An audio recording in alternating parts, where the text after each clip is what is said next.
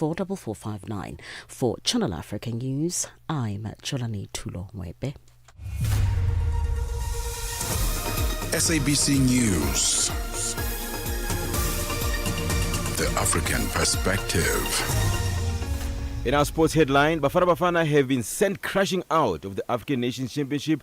That's among the VAR drama. Akani Simbine coach says he's not thinking too far ahead about his athlete running sub 10 seconds. I'll be back with these and other stories at the bottom of the hour. Wake up, Africa. Peter Ndoro and Asenda Beda are here to help you rise and shine. Weekdays, 6 till 9 a.m. Central African Time. Only on Channel Africa. Every morning after the 6 o'clock news, we give you something we call the Africa Roundup. And here we try to give you a concise look and catch up actually of all the news, the top news that played out across the continent and beyond in the past 24 hours. And that sets you up for the news day ahead. And we start with this news. The government of the Democratic Republic of Congo and M23 rebel group have presented a draft agreement aimed at ending the conflict in eastern DRC. The announcement made by Qatari officials mediating the peace talks comes a week after renewed fighting erupted in South Kivu province. The draft agreement to end fighting between the DRC government and the M23 rebels is part of the Qatar-led peace process. A Qatari official says the two sides have agreed to resolve their dispute through dialogue. The revelation comes a week after fighting broke out in the eastern province of South Kivu, forcing hundreds of civilians to flee their homes. Both the M23 rebels and the DRC army have accused each other of starting the fighting, which violated a permanent ceasefire they signed in Doha last month. Under the declaration of principles that was signed, both parties committed to come up with a comprehensive peace agreement by August 18th. But the recent fighting has delayed that. The war in Sudan continues to escalate amid a dire displacement and humanitarian crisis. Fighting between the Sudanese armed forces and the paramilitary Rapid Support Forces has killed thousands and displaced millions since April of 2023. Nabamo Hidian reports from Port Sudan. The United States declined to confirm reports that the head of the Sovereign Council and the leader of the Sudanese army, General Abdel Fattah al-Burhan, met with the U.S. advisor in Swiss to discuss a plan for a ceasefire and also de-escalate between Sudan and United Arab Emirates, which is accused of backing the RSF. Meanwhile, Darfur allying groups reported that at least 80 Colombian mercenaries were seen in and around Al-Fashir and are training the RSF using artillery and drone attacks. Some reports said more Colombian mercenaries and also mercenaries from other nationals are participating with the RSF in their fighting in Al-Fashir. The UN Security Council met on Monday to review the latest report on South Sudan, with officials briefing on political security and humanitarian developments ahead of the session. Ambassador Eloy Alfaro de Alba, Panama's UN envoy and council president for August, addressed the media with members pledged to share commitments on climate, peace and security in South Sudan. Today, the Security Council convenes to discuss the situation in South Sudan. We, Denmark, France, Greece, Guyana, the Republic of Korea, Sierra Leone, Slovenia, the United Kingdom, and my own country, Panama, signatories of the joint pledges on climate, peace, and security of the Security Council, reaffirm our collective commitment to address the interlinked challenges of climate change and conflict affecting South Sudan. South Sudan faces compounding crises, political instability, and escalating climate shocks, which includes severe floods, desertification, and droughts, fostering competition over natural resources. Botswana's President Duma Boko has urged African nations to reduce their dependence on external trade and strengthen cooperation within the continent. Speaking at the SADC Regional Summit, President Boko warned that reliance on foreign powers has left Africa exposed to external decisions. We've seen how over-reliance on trade with certain powers of the world has rendered us so fatally vulnerable that we are now dependent on their mood swings. They determine what happens on the African continent.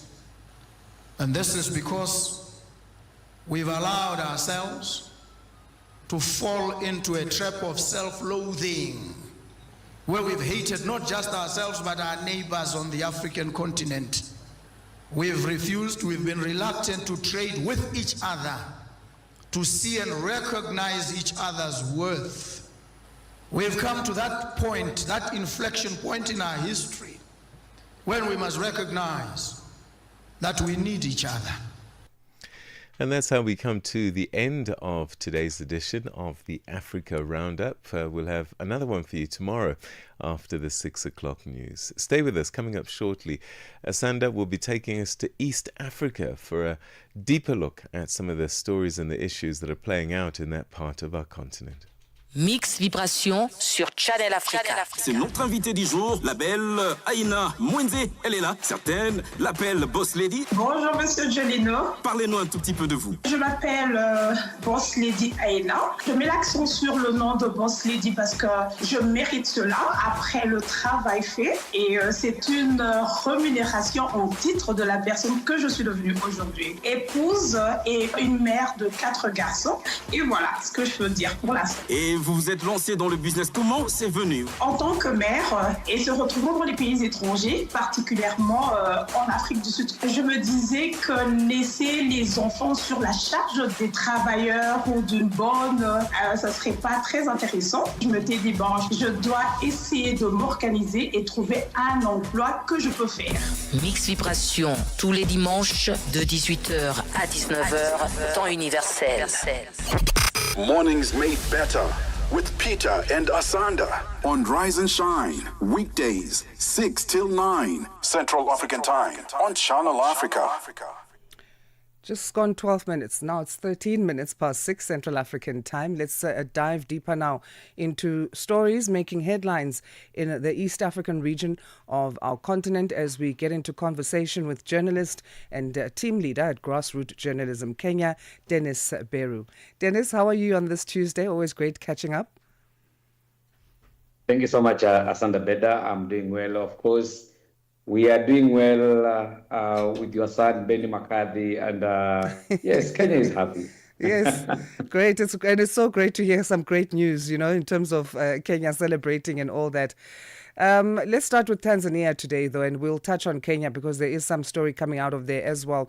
Tanzania, a court there has banned the live coverage of treason proceedings against the nation's opposition leader. What can you tell us about this? Tundu Lissu faces treason charges. Of course, we know now proceedings cannot be covered live.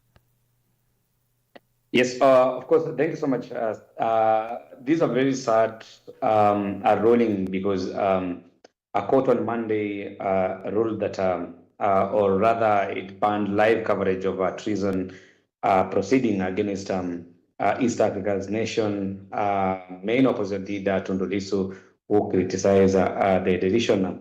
The principal resident magistrate, Franco Kiswaga, said that the ban would protect civilian prosecution, of course, citing the weaknesses and a request by the state to the state prosecutor, who said it was necessary to conceal their identities.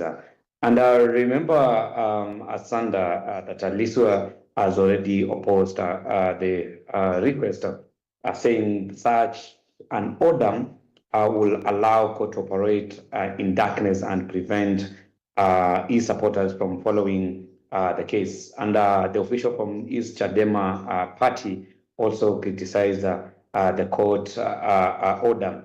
And I remember Tundu Lissu is facing treason-related charges, and he has been in custody since April 2025. And this comes at a time when, of course, Tanzania will be heading to polls in less than 2 months. And there are a lot of concerns from the opposition party, that is Chadema. How are they going to this election without the main opposition leader? I remember Lisu was shot 21 times in 2017 in assassination attempt, was the runners-up in the 2020 presidential election, but his party has been disqualified from participating in the October presidential and parliamentary election. Is this a way of discouraging support for Lesuya? Because as you mentioned, his followers are not going to be able to follow the case, and he's seen this as a court proceeding that's going to be operating in darkness. Of course, yes, and this is just a trick by the so-called, the state, because they do not want his supporters to follow the proceeding, and where the case has been so far, and barring or denying the supporters an opportunity to follow the proceeding. Of course, it is against the law. And remember, Tundu Lissu is representing himself because he refused to have lawyers represent himself. So we are going to experience a very tricky situation with the Tundu Lissu case. Does the ban apply only to local media? Does it apply to all media, including international? Of course, yes. The ban cuts across both from local media and international media. Yes. Let's move now to talking about Uganda. Actually, let's talk Kenya before we get to Uganda. There are efforts in the country there where you are to accelerate the digital transformation of the country. There was a meeting held on this one. What was the focus exactly that the ICT sector in Kenya hosted a workshop for? Of course, Kenya is doing well in the ICT, and on Friday, the ICT Authority convened a sensitization workshop on Friday to the Kenya School of Government that is in Lower Kabete, bringing together its leadership, the project implementation team, and the ICT officers from across the 47 counties. The meeting focused on a flagship initiative, including the digital superhighway, the Horn of Africa Gateway Development Project, and of course the Kenya Digital Economy Acceleration Program. Of course, the board chairperson, Honorable Cecil Amasili C. Gok, encouraged the country and regional ICT officers described as digital ambassadors to act as the authorities' eye and on ground. She also urged them to provide regular feedback from communities to ensure digital shift delivers, of course, the practical benefits. And of course, in addition to that, the acting CEO, Silva Owiti, praised the officers for surpassing the many of the authorities' target, crediting their collective effort and resilience. Of course, as I quote him, he said, the key metrics shows a positive, and the stakeholders' feedback has been overwhelmingly positive. We have successfully navigated the challenges, emerged as stronger. That is the sentiments of Silva, with the acting ICT authority. Of course, the discussion at the workshop covered infrastructure development, digital skills, risk management, human resources, and maintenance support. The session also underscored the importance of collaboration between national and county teams to strengthen service delivery and accelerate Kenya's digital economy. What has emerged as the tools that will be needed to ensure that there is a successful digital shift in the country, and how will these be measured as time goes? Of course, as I said, Kenya is really doing well on ICT, and of course, to ensure that we achieved it. There's need to make sure that they support the innovators, because innovation is very key on this subject, and of course fostering the relationship across teams to build that trust, and then of course enhancing the understanding. I think this is some of the tools that if we really need to get there, we must get them, so that at least our ICT space is safeguarded. Right, let's move to Uganda then now. Looking at higher exports the country is, and they've launched their first large-scale gold mine. How much do we know that this project cost? Of course, this is a 250 million US dollar, and it is a Chinese-owned project in the country that will also refine bullion to 99.9% purity. This according to the statement from the presidential office. And of course, Uganda, which is a landlocked country, which has a variety of minerals, including copper, cobalt, and of course, iron ore, wants to expand its mining industry and position itself as a major gold producer and exporter. And remember, Asenda, last year Uganda raised about 3.4 billion US dollar from the gold export. This according to the central bank data, and about that 7% of the country's total export revenue. The figure includes a re-export of gold brought into the country, with nearly all its domestic production from a small scale artisanal miners. Of course, while its gold exports earnings have increased in recent years, of course, it is still far from being Africa's largest bullion producers. Of course, we've seen the likes of Ghana, which raised around 11.6 billion US dollar from the shipment of the metal last year. And of course, this is an achievement to Uganda because a district of Busia has a lot of gold. Will it attract more investment? Is that the projection? Of course, yes. And the Wagagai gold mining project, which is owned by the Wagagai Mining Limited, covering just 9 square kilometers in Busia district, which was now inaugurated by President Yoweri Museveni. And of course, the target is to make sure that there are more investors coming in, because different investors would really like to come in and start trade with Uganda for gold. And I remember Uganda is constructing a 2.7 billion, which is a 2.7 billion euro standard gauge railway to reduce the cost of transporting its export and import via the neighboring. Of course, this will improve, the trade in the landlocked country in East Africa. Let's go to Somalia now, where one of Al-Shabaab's commanders, the most wanted, has been killed by Somali forces. What do we know about Hussein Mualim Hassan?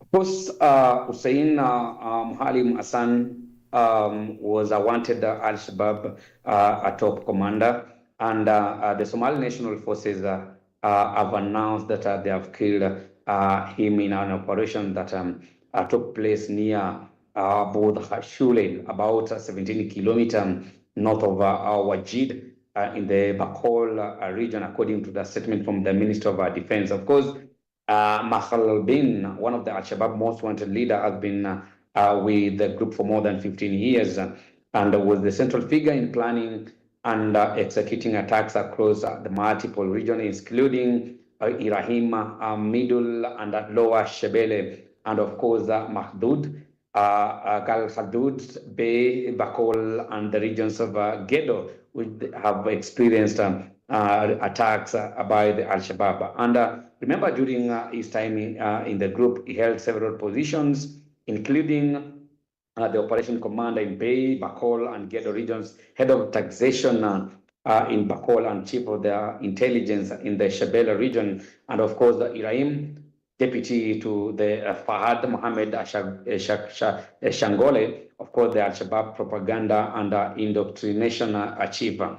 The minister said the death, of course, marks a major blow to Al-Shabaab's leadership structure. Of course, it comes with government forces intensify operations in southwest states aimed to weakening the military groups command and network. Of course, recently we have seen the attacks or the fight between the Al-Shabaab, AMISOM, and Somalia military forces. For how long had the Defense Ministry in Somalia been searching for him?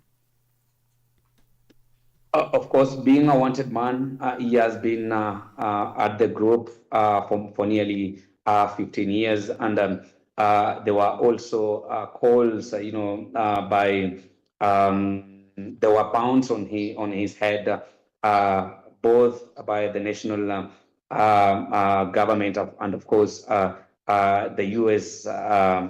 government.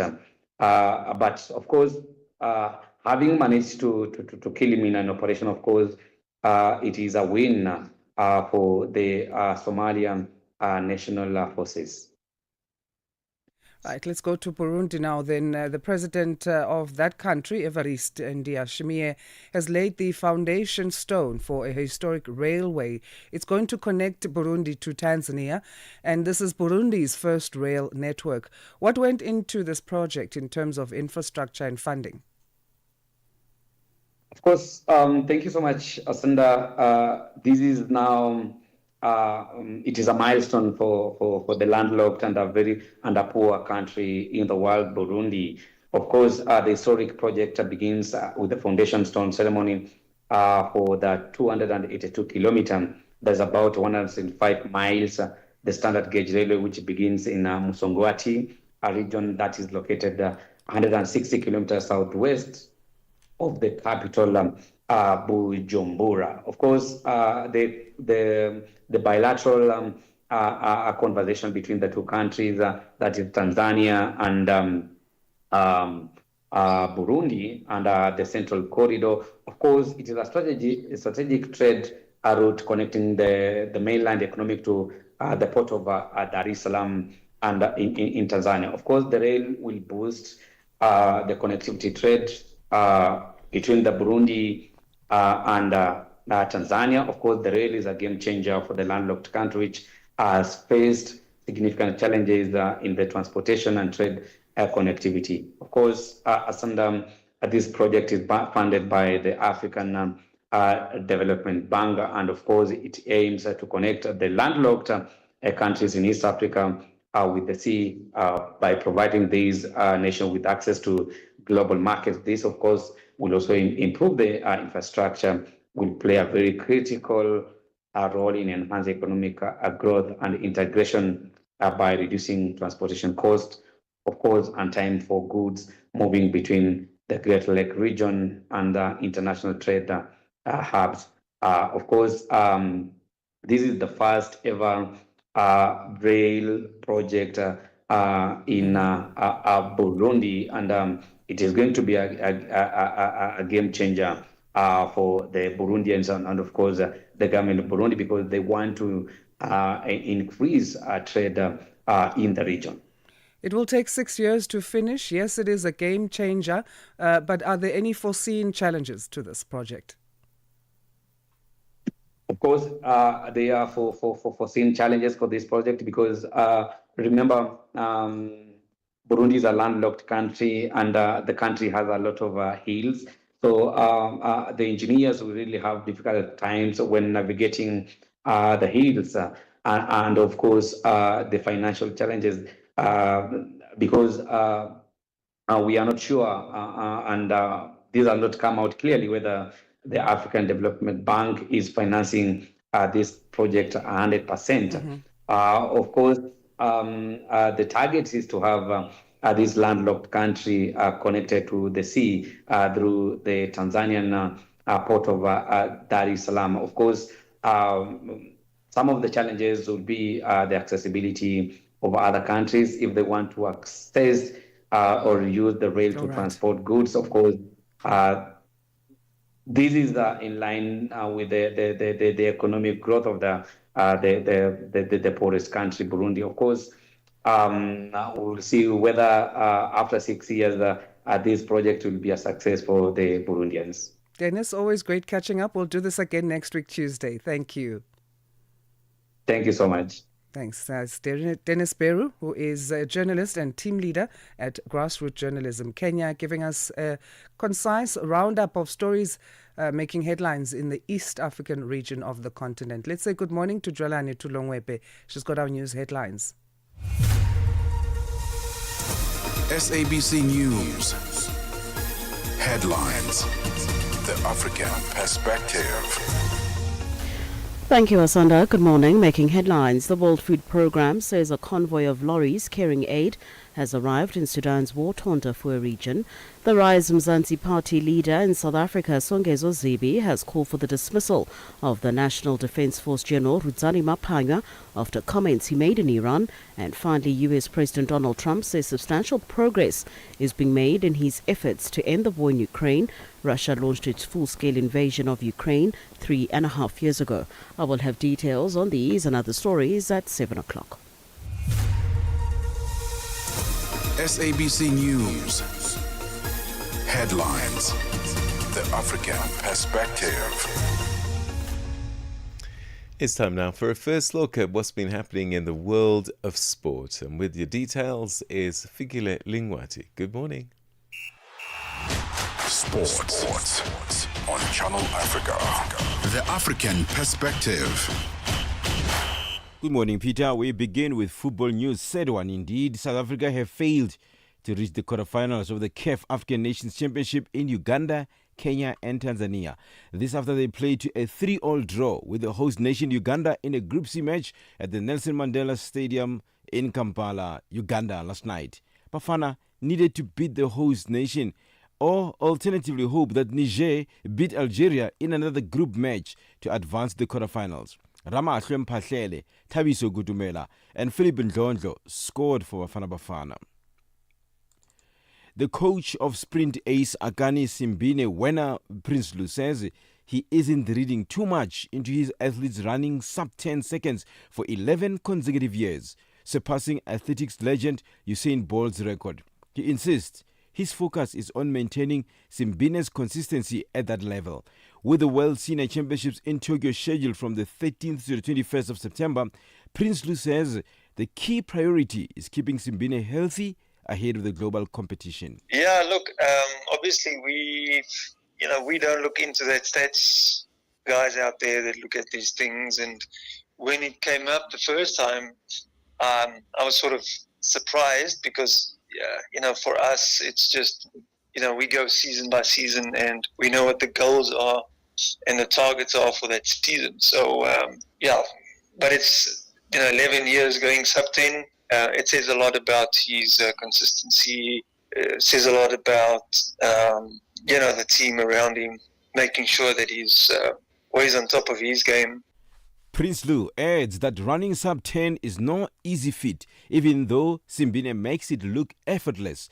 He stresses that achieving it takes tremendous work and an unwavering consistency, noting that many sprinters only dream of breaking that barrier. Sprinters that go through their whole career without running one sub 10.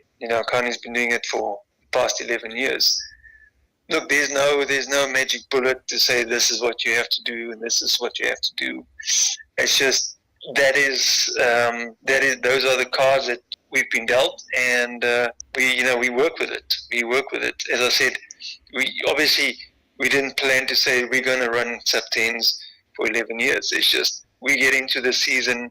We know what the goals are for that season, and we go after it. For any sports stories you'd like to share with us, please do send an email to newsroom@channelafrica.co.za or call us on +2711 714 4459. This is Channel Africa Sport with me, Fikile Lungwati. Sports on Channel Africa. The African Perspective. Parlez-vous couramment le français? Êtes-vous passionné par la radio? Et êtes-vous qualifié pour travailler en Afrique du Sud? Envoyez-nous votre CV et vos 3 minutes démo en MP3 à @channelafrica.co.za pour avoir une chance de rejoindre la famille Channel Africa. Si vous n'avez pas de réponse après 14 jours, cela signifie que vous n'avez pas été retenu. Channel Africa, la perspective africaine. Get Channel Africa on DSTV Audio Bouquet. Channel 802. Let's check in now with the world of business as we say good morning to... Who's doing our solo business today? Nosipo Zuma, yes, that's right. Good morning.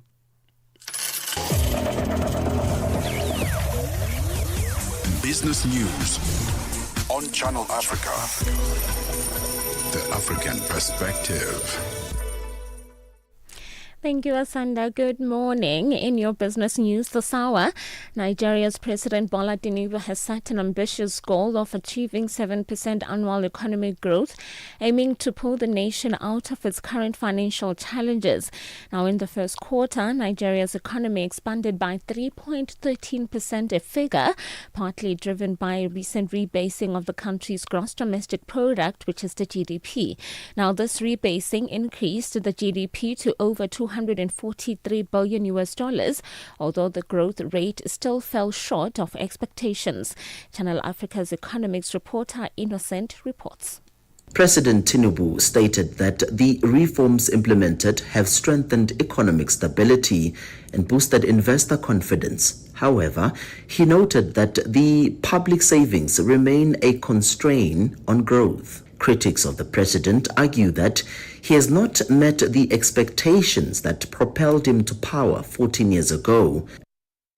Ivory Coast cocoa grind decreased 31.2% in July to 39.30 metric tons, primarily due to poor bean quality and low mid-crop volumes. Now, this is according to data from Exporters Association GPEX. The total grind from October to July was 515.05 tons, down 4% from the previous year. The grinding has fallen significantly due to the mediocre quality of the beans, leading to the rejection of a large quantity due to a lack of fat and high acidity level. Cocoa bean arrivals at Ivory Coast posts reached only 350,000 tons between April and August. The Minerals Council of South Africa says the Mineral Resources Development Bill in its current form does not encourage growth and investment into the mining industry. It argues that South Africa needs a mining legislative framework that promotes global competitiveness to attract investment, create jobs, and drive transformation. The council says it has made its submission to the Department of Mineral and Petroleum Resources and looks forward to the revised bill ahead of its tabling in Parliament. Minerals Council CEO Mzila Mtenjane explains. I think firstly it requires consistency with the defined terms that are used. I think we'd like to see regulations being published sooner rather than later for scrutiny and alignment with the legislation. There's made reference to other BE legislation. I think there needs to be transitional provisions provided between the MPRDA as well as the broad-based BE impact. The Education Labour Relations Council in South Africa says it is confident the process of verifying the number of teachers and learners in schools across the country will be concluded by October. The council has been tasked by physically verifying educators and pupils at schools across all 9 provinces to address allegations of ghost workers in the education sector. Teacher Union, the Basic Education Department, and the 9 provincial education departments have also called on the council to conduct a forensic investigation to probe allegations of the selling of posts. Council General Secretary Nolisindi Sofoka says they have met with the heads of all 9 provincial departments and the Basic Education Department. So in essence, the work itself has not commenced. We are yet to start the work. However, the pressure is on that we are required to ensure that at least by end of October, we have a report that should be considered by all the stakeholders in the sector. And that is important to ensure that we don't experience any challenges as a result of the examinations. And finally, Syria faces a potential food crisis after the worst drought in 36 years slashed wheat production by around 40%. This has squeezed the country's cash-strapped government, which has been unable to secure large-scale purchases. Now, according to the United Nations World Food Programme, around 3 million Syrians could face severe hunger, with over half of the population currently food insecure. In a June report, the UN's Food and Agriculture Organization estimated that Syria faced a wheat shortfall of 2.73 million metric tons this year, or enough to feed around 16 million people for a year. Your financial indicators: $1 in Nigeria is trading at 1,000 naira 531, and Botswana it's 13 pula 24. Kenya, the dollar is trading at 128 shilling 35, and in Zambia it's 23 kwacha 12. The BRICS countries: $1 in Brazil is trading at 5 real 39. Russia is 80 rubles 02. India is 87 rupees 50. China at 7 yuan 18, and in South Africa $1 is trading at 17 rand 57. $1 is trading at 73 pence to the British pound and 85 to the euro. Looking at commodities, gold is trading at $3,341 and platinum at $1,327 per ounce. The price of Brent crude oil is at $66.34 a barrel. Now, for any business news stories you would like to share with us, please send an email to newsroom@channelafrica.co.za or call us on +27 11 714 4459. For Channel Africa Business, I'm Nusipho Zuma. Business news on Channel Africa. The African perspective. Mornings made better with Peter and Asanda on Rise and Shine. Weekdays 6 till 9 Central African Time on Channel Africa. G20 in Africa, exclusive to Channel Africa. And it's time for our G20 fact of the day. South Africa's presidency of the G20 marks the conclusion of the first full cycle of G20 summits, which began in Washington, D.C. in 2008 in November. As host, South Africa will convene more than 200 G20-related meetings across different provinces, stimulating economic activity throughout the country. Now, these events will build up to the Heads of State Summit scheduled for the 22nd to the 23rd of November later this year in Johannesburg. And this will be the first time that the G20 will meet on African soil. And that's our G20 fact of the day. G20 in Africa, exclusive to Channel Africa, championing Africa through solidarity, equality, and sustainability. 44 minutes past 9 Central African Time. Let's take a look at this story now. We go to Nigeria, where the president there, Bola Tinubu, has set an ambitious goal of achieving 7% annual economic growth, aiming to pull the nation out of its current financial challenges. In the first quarter, Nigeria's economy expanded by 3.13%, a figure partly driven by a recent rebasing of the country's gross domestic product, or GDP. This rebasing increased the GDP to over $243 billion, although the growth rate still fell short of expectations. Channel Africa's economics reporter, Innocent Samusa, has more detail.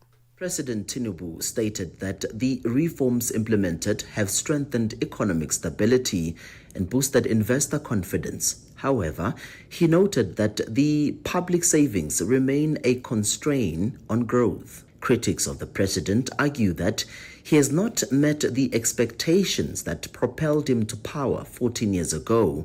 Development economist Ayobami Oyolowo says the Nigerian economy is now stable.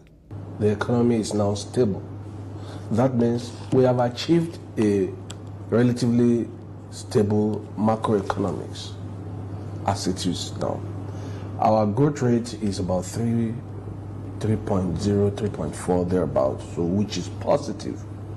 However, to achieve a $1 trillion economy is not a policy pronunciation matter.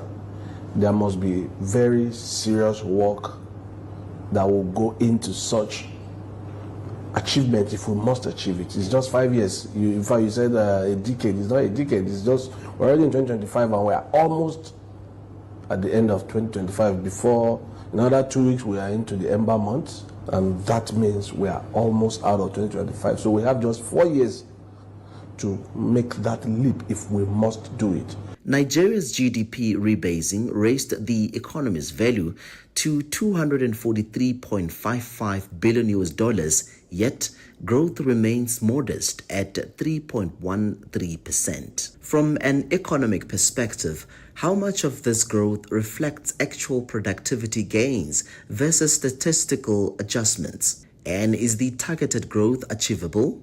Oyolowo provides insights. Yes, it is achievable, but it is not a tea party. What do I mean? First and foremost, we must do one thing first. We must feed Nigerians. In terms of agriculture, we are not doing what we ought to do yet.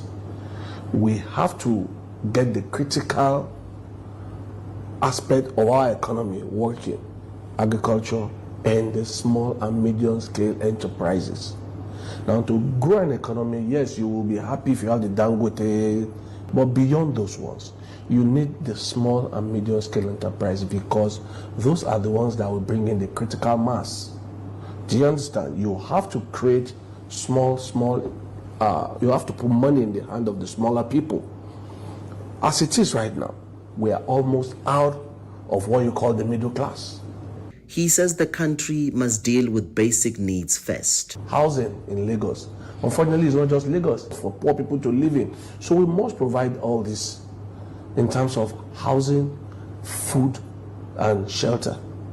If you provide shelter for people and they are fed, then we can now begin to do the next stage, which is consumption to production. You see, you can't build an economy when you don't produce. Almost everything we do, or we use, or we depend on, or we consume, is imported. While President Tinubu highlights progress in microeconomic stability and investor confidence, challenges like low public savings continue to hold back growth. For Channel Africa News, I'm Innocent Simons in Johannesburg. South Africa's public debt is projected to reach nearly $340 billion by 2026, with debt servicing costs ballooning from 11.1% of government spending in 2018-2019 financial year to a struggling 16.5% by 2025-2026. Now, this fiscal squeeze is eating into some critical areas, particularly education, and raising alarm over dwindling enrollment in STEM subjects due to funding constraints.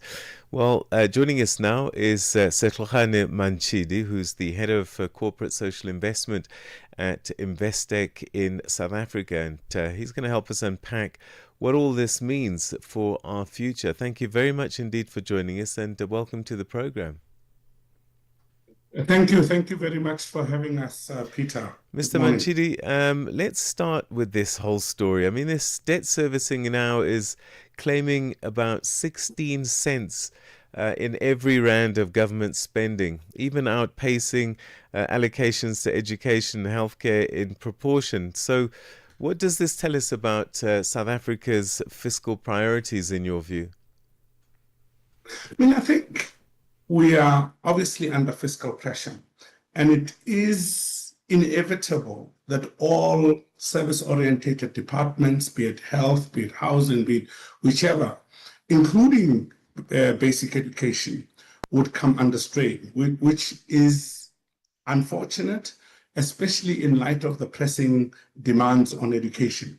But perhaps, Peter, let it be seen as a blessing in disguise, because on average, South Africa still spends much more than many emerging economies on basic education, even with this squeeze in hand. Issue, and this is a problem not peculiar to South Africa, is trying to find the balance between development and the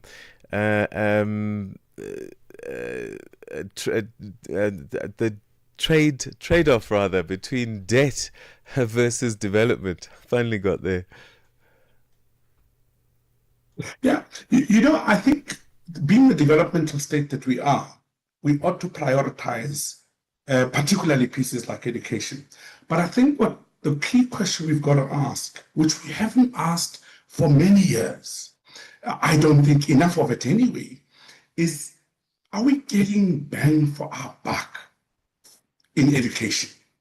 In essence, I'm asking us to reflect on inefficiencies in education spend, leakages, be it in the form of ghost teachers, corruption, procurement challenges, and all these other pieces, is to really tighten. I mean, I say it often that there are many good teachers in the system, but equally, being so close to the system, I also witness when I visit schools and engage with learners that there are teachers, for example, who are often not present at school. And even those who are present at school, some of them are not present in class doing what they should be doing, yet they remain teachers on our payroll. And these are challenges that we ought to really seriously think about to tighten. And it doesn't matter that we're a developmental state. We've got to be a developmental state that still delivers quality education that is of value to its citizens. So if I'm reading you correctly, you're suggesting that it's a great thing that we spend so much on education, even though we're seeing it being reduced by debt. The key now is going to be, going forward, getting as much out of each rand spent on education than ever before. And I think that's the key. I think that's an exercise that we should have done a long time ago. But I do think fiscal pressures such as these force us inevitably to have a look and a hard look at ourselves and saying, you know, I often say the basic education system, for example, has been in ICU for some time and it hasn't quite delivered. It is very challenged. I mean, look at, if you take maths performance in this country, if you look at Tim's study, we are at the bottom of the list. So clearly something has to give. We've really got to seriously say, how is it that we spend this much and yet the matric results, as much as they are so improved, they don't improve to the same extent in STEM-related subjects.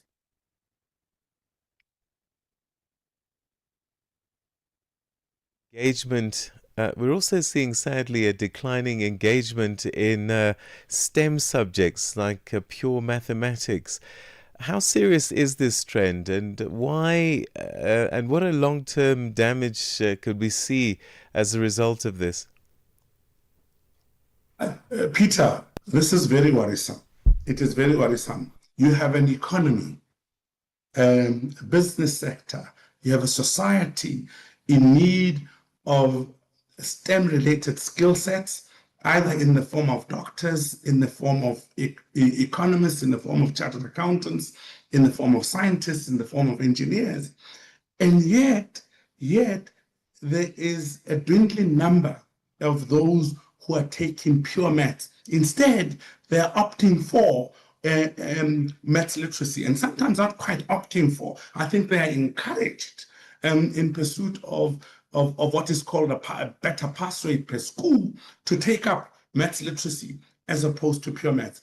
And now we can't talk the ability to address the skills gap if we fail to encourage as many people to take up maths, pure maths, but not only take up pure maths, perform well in pure maths. I mean, we've seen it.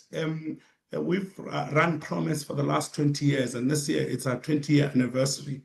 And that in that program alone, year on year, we have matriculated about 1,300, between 1,300 to 1,006, and we have contributed at least between 6 and 7% of the distinctions nationally in mathematics, and between 8 and 9% of distinctions in science. And we have seen that it's not only just about the distinctions that we've contributed.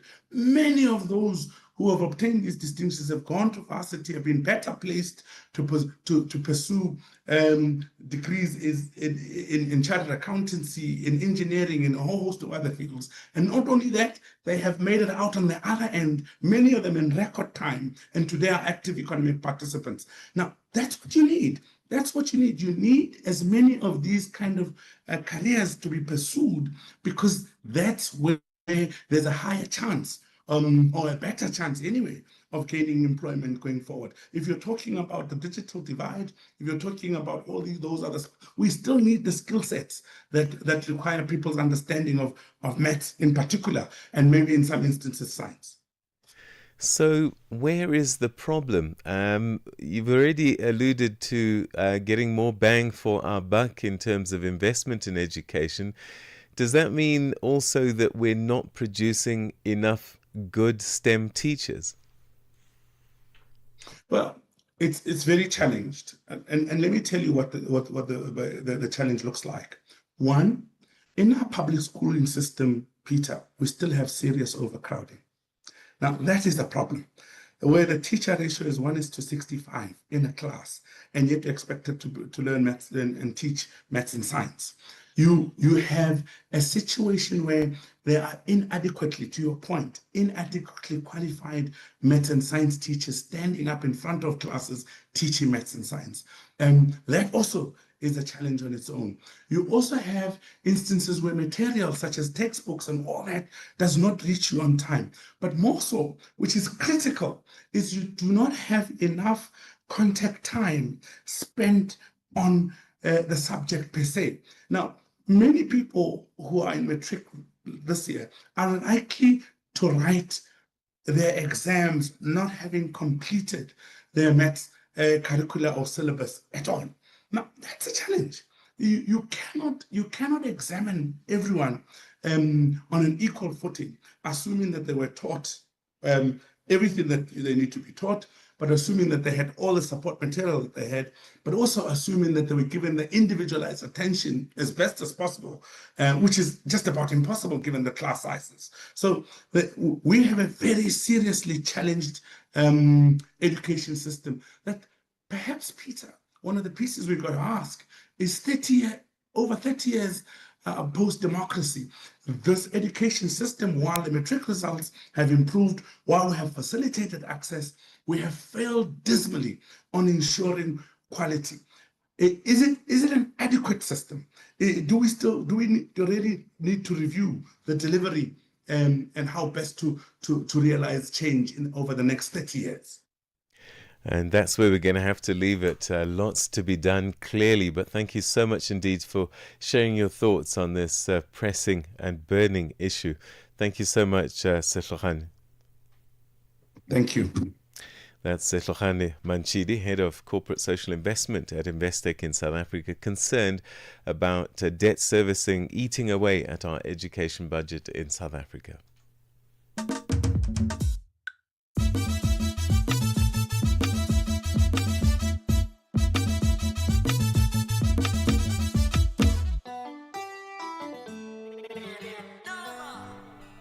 7 o'clock Central African time it is. A very good morning to you. And thank you for joining us. If you've just done that, thank you for staying with us. If you started with us at 6, we enter the second hour of Africa Rise and Shine. This is Channel Africa from an African perspective. We bring you news in and around our continent. And you can live stream us on YouTube at Channel Africa 1. SABC Plus is the app where you can find us, and you can also connect with us via our website, which is www.channelafrica.co.za. My name is Asenda, Beda. And I'm Peter Ndoro. And this is the second hour of the program. We've got so much that we still are going to be trying to unpack in this hour. We go to East Africa, where Tundu Lissu's treason trial gets underway. Tanzania used to be one of those countries, particularly in the Nyerere era and a number of presidents since then, a bastion of democracy, but all of that is being put in the spotlight in the way opposition politicians are being treated. We'll be unpacking that and also looking at the Edgar Lungu saga. I can't think of another word to describe it. It continues. It was being heard again in court yesterday, and sadly no agreement reached between the parties. That's the government and the Lungu family. We'll unpack that timeline as well this hour. But first, let's catch you up with the news with Jwalani Tulongwete. SABC News. The African Perspective. Thank you, Peter. Good morning. The main rebel group in Eastern Democratic Republic of Congo, the M23, has walked away from peace talks with the government. It says it will not return unless the authorities adhere to a previous ceasefire deal. Fighting between the two sides escalated in January when the M23 captured large parts of the mineral-rich east, including the regional capital Goma. The rebels and the government signed a ceasefire agreement intended as a step towards a permanent peace deal in Qatar last month. However, as negotiations were set to resume yesterday, the M23 said its representatives were not present in Qatar. The World Food Programme, or WFP, says a convoy of lorries carrying aid has arrived in Sudan's war-torn Darfur region. It means food can be distributed to some of the tens of thousands of people fleeing the besieged city of Al-Fasher. The WFP has sent several convoys to the area over the past few months, but it says it needs greater access but has appealed for hundreds of millions of dollars.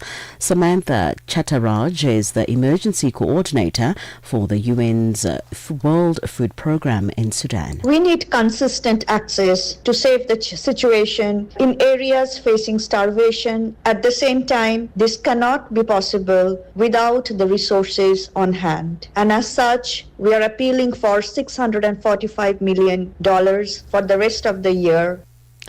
South Africa's Minister of Home Affairs, Leon Schreiber, says the use of technology is increasingly playing a crucial role in the management of the country's point of entry. He was speaking at the Cape Town International Airport during a launch of the partnership between the City of Cape Town, Western Cape Provincial Government and the Border Management Authority. Schreiber says the Border Management Authority was established about 2 years ago and is a driving force. Thanks to its embrace of digital transformation as our apex priority under the Government of National Unity, we have already seen successes like a 215% increase in the detection and prevention of illegal crossings through the use of drone technology. That's what we were able to do with 40 drones. With 4 drones. Imagine what we could do with 40. For the very first time, the BMA has also established a single command and control system for border management. The Rise party leader in South Africa, Songezo Zibi, has called for the dismissal of the National Defence Force General Rudzani Maphanya after the comments he made in Iran. Zibi says his comments undermine the interests of South Africans. He says the Minister of Defence is spineless for refusing to hold him to account. The party's leader was briefing the media on Rise Mzansi's 12 months in Parliament and the Government of National Unity. Pakistan and Ronald Lamola are busy trying to save South African jobs. The US and Iran are enemies. What does this general do? He goes there, he runs his mouth because he has no strategic awareness whatsoever, undermining the work that Pakistan and Ronald Lamola are doing. Why would he do that? There is a feeling by South Africans that he's a general, he should be able to say anything. Nonsense. That's ill-discipline. He must be fired. US President Donald Trump says substantial progress is being made in his efforts to end the war in Ukraine. Russia launched its full-scale invasion of Ukraine 3.5 years ago. Trump and Ukrainian President Volodymyr Zelensky took questions from the media in the Oval Office in Washington, D.C. A group of European leaders were also in Washington in support of Ukraine and have met with Trump. The meetings follow the Alaska summit between Trump and Russia's Vladimir Putin, with no final agreement on ending the war in Ukraine. Trump boasted about his ability to end wars during his media address with Zelensky. I saw major wars. I saw wars that have been going on for 31, 35, and 37, and a couple of quicker ones. One that was going to go into a full-blown deal very quickly. You know what the one I'm talking about. It was a big one. But they don't even write about that. no matter what I do, no matter what, and you know, this is not anything to do with you, it's probably to your advantage in a certain way, but no matter what I do, no matter what deal I make, from my standpoint, you'll come out good. Maybe President Putin will come out good. For any news stories you would like to share with us, please do send an email to newsroom@channelafrica.co.za or call us on +27 11 714 4459. For Channel Africa News, I'm Jolani Tulo Wepe. SABC News. The African Perspective. In our sports headlines, Springboks face fresh injury hurdle with Kolisi, Arendse and Pieterstuyve ruled out. Yannick Sinner has withdrawn from the Cincinnati Open final against Carlos Alcaraz through illness. I'll be back with these and other stories at the bottom of the hour. Wake up, Africa. Peter Ndoro and Asenda Beda are here to help you rise and shine. Weekdays, 6 till 9 a.m. Central African Time. Only on Channel Africa. Right, let's take a look at our question of the day. And we invite you to think about it, to respond and share your thoughts with us on this particular issue. The Pretoria High Court, that's the High Court of South Africa sitting in Pretoria, has indefinitely postponed an application by the family of former Zambian President Edgar Lungu for leave to appeal a ruling ordering his repatriation to Zambia for burial. Now, this comes after a failed negotiation between the Lungu family and the Zambian government concerning the late president's final resting place. He died in June in South Africa. So the question of the day is, what are your thoughts on where Edgar Lungu should be buried? What are your thoughts on where Edgar Lungu should be buried? I suspect that they want him buried in South Africa temporarily, the family, and that after Hakainde Hichilema leaves office, they'll probably then have his body exhumed and taken to Zambia. That's what I suspect. What are your thoughts? What do you think is going on? And where do you think he should be buried? What should be his final resting place? That's our question of the day. Start your day right with Channel Africa Breakfast. That smells delicious. Live, 5 days a week. As Rise and Shine, Channel Africa, you can find us across the different social media platforms. At Channel Africa 1 is the handle. That is on X, on Facebook, on Instagram, on TikTok, as well as LinkedIn. So with your answers to that question of the day, you can post them there. Now let's go to Tanzania, where a court has barred live coverage of opposition leader Tundu Lissu's treason trial, citing the need to protect prosecution witnesses. The move has drawn criticism from Lissu and his party, Chadema, who say it undermines transparency and prevents the public from following the case. Joining us now from Dar es Salaam is Isaac Lukando, SABC News correspondent in Tanzania, to discuss the implications for political freedom, for media transparency, and the country's upcoming elections as far as this decision. Isaac, thank you for joining us. How are you on this Tuesday morning? I'm good. I'm fine. Can you tell us what's happening on the ground with this ban of live coverage of Tundu Lissu's trial? Well, Tanzanians are just waking up to the decision that was made yesterday by the magistrate in charge of the court that is listening to Tundu Lissu's case. The decision seeks to enforce an earlier High Court order that is aimed at protecting some of the prosecution witnesses in the case, particularly civilians, and in this case it's non-security personnel, by ensuring that their identities are not revealed nor their personal details disclosed. So in terms of reaction, save for the normal chatter that we hear on social media, Tanzanians will be waking up to this news and perhaps reacting to it. And when it comes to Tundu Lissu and his party and the movement generally that they've had over the last few months, opinions are split in Tanzania. There are those that see that he has a point and he has a right to pursue what he's pursuing in court, and there are those that for them doesn't completely register. For example, claims of having a constitution or constitutional review heading towards the elections. That ordinary Tanzanians who feel that that is really not necessary and has very little bearing in terms of what their life is going to be post-election. So opinions are generally, or have been generally, very, very split here. Now, as far as this particular ruling is concerned, there are those, of course, siding with Tundu Lissu, saying that his main argument is that the public deserves to be able to hear what is going on, to hear and see what is going on in court.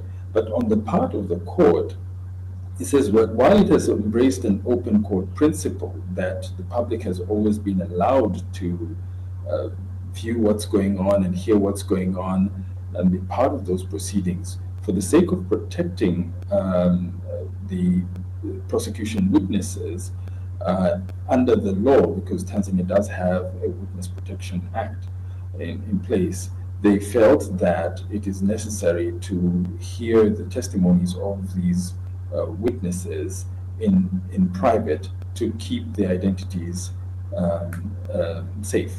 So there's definitely split opinion when it comes to Tundu Lissu, and in particular this. We suspect that there should be split opinion, as has been the case in the months preceding this case. How credible is the reason given that then the protection of prosecution witnesses needs to be implemented here? Is that a common occurrence in Tanzania, that there wouldn't be enough security to protect these witnesses otherwise? Well, I would argue that the Witness Protection Act is relatively new piece of legislation in terms of protecting witnesses. Those who are protected, we have no means of knowing whether they are protected and to what extent they are protected. It is what the court is telling us, that they need to be protected. Over the years, and in my practice as a journalist, we have been allowed into courts to see proceedings, and usually the practice has been to come in and we have access to shoot in activity in court before court sessions begin and after the court session concludes. And we are allowed to report on everything that has presided over in court. Now, the law here in Tanzania allows for special protections, especially when it comes to children's cases, that children, well, of course, their cases are held in camera, but even when it comes to the court records, which are now public and digital in this day and age, their names are not fully disclosed there. Maybe an abbreviation is used to indicate their names. So we know, for example, in children's cases, there are those protections. But this is fairly new and of course will elicit a lot of attention because of the nature of the person involved. Tundu Lissu is a prominent political figure in Tanzanian politics, has been so for quite a while now. And therefore, there's a lot of attention on this. And it is on this premise that the court felt that it must take measures to protect those witnesses that are involved. We recall that recently there was a prison officer who was accused of manhandling Tundu Lissu in court, and we saw on social media some of members of the public identifying his full name, rank and file, and even where he lives. We are not quite sure, but this may be a contributor to the decision that has been reached here, especially for prosecution witnesses, to be protected just in case there might be someone out there who'd like to harm them. Now, as I said earlier, this is a two-sided story. There are those on the Lisu camp that feel that this is a violation of their rights for Tanzanians to be able to follow the ongoings in court, and therefore demanding that this be reversed. Now, it also must be noted that in terms of the evolution of the judiciary, we are now seeing for the first time live streaming of the proceedings in court. This is unprecedented, and the court had reached the decision to do so because of public interest that many in Tanzania would want to see this. As I said earlier, there was a special arrangement for journalists to be able to cover court proceedings, and the general public are usually allowed, but because of the large number of people that would have wanted to come and see proceedings in court, rather than have large crowds outside the court said that we will stream this live. But at this juncture, it has made a decision to protect those that are giving witness, and have decided therefore to seize the live broadcast of. Let's leave it there for now, Isaac. Thank you so much for your insights, and it remains to be seen then in terms of how journalists will manage to cover this trial. That's obviously garnered a lot of attention if they are not going to be allowed to have live streaming. We'll leave it there. That's SABC News correspondent in Tanzania, Isaac Lukando, joining us from the city of Dar es Salaam to give us the latest in terms of Tundu Lissu's treason trial and the banning of live coverage. Zilipendwa na Abedi Jean de la Croix. Tumetoka kusikiliza wimbo na huu ni utunzi wako, wewe ndio umeandika mistari, na imani wewe ndio umeandika mstari. Tuanzie kwenye jina. Wimbo unaenda kwa jina gani? Wimbo unaitwa Kanjori. Aha, Kanjori. Kanjori maana yake nini? Kama jinsi nilivyoimba. Nauza wazo leo, kesho nawaza uzuri wake, mwendo wake. Japata sio mfikirio. Ukikau matendo yake, changu chake. Unatisha kweli. Aha, Kanjori. Ni historia gani au message gani ambayo imefichama nyuma ya wimbo huu? Yeah, Kanjori kwa ufupi ni kitu kizuri, yani kitu kidogo. Kitu kadogo yani, alafu ni kazuri ambapo kanavutia kwa kila mtu. Zilipendwa kila Jumamosi kuanzia saa 12 kamili majira ya Afrika ya Kati hadi saa 1 kamili majira ya Afrika ya Kati. Start your day informed, inspired, and entertained. Asenda and Peter bring you Rise and Shine. Weekdays, 6 till 9 a.m. Central African Time.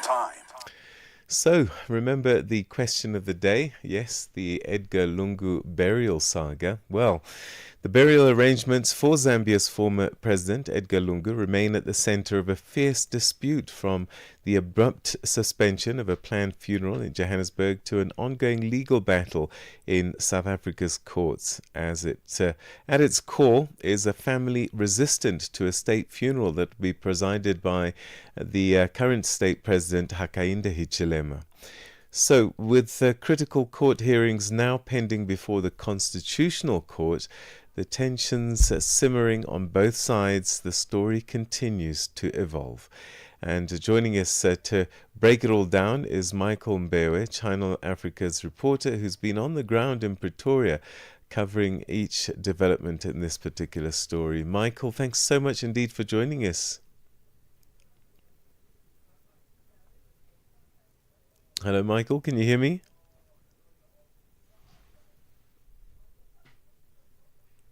Muted. I can hear you now. All right, so Michael, speed us up, get us up to date in terms of where we are legally with this particular story.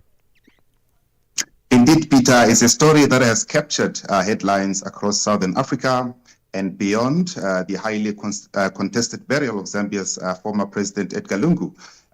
What began as a national mourning has spiraled into a diplomatic, legal, and deeply personal standoff, crossing borders and raising, profound questions about power, legacy, and the right to say goodbye.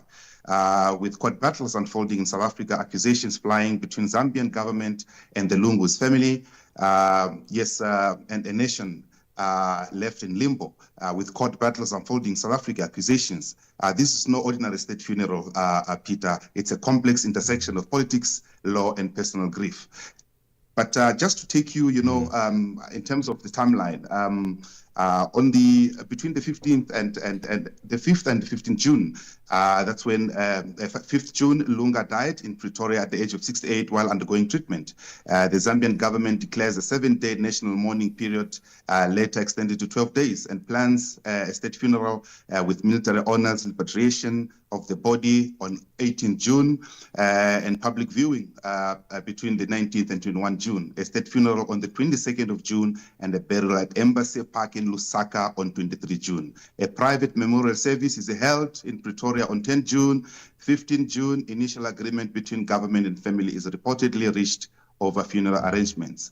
Now, breakdown on national mourning. Between the 18th and 20 June, the Lungu family halts repatriation abruptly, accusing the government of breaching the agreement where they're supposed to repatriate the body. I remember standing at the Lanseria airport in Johannesburg, waiting for this procession to take place. But abruptly, it was discovered that the family is no longer allowing, the body to proceed to Zambia. So the family then on the 20th announces that they're planning to bury Lungu privately in South Africa, the first former head of state to be interred there. So legal action, Peter, on the 24th of June to 25th of June 2025, Zambia's Attorney General Mulilo Kabisha files an urgent case in the Pretoria High Court to halt the South African burial and enforce a state funeral in Zambia, basing its case on national statutes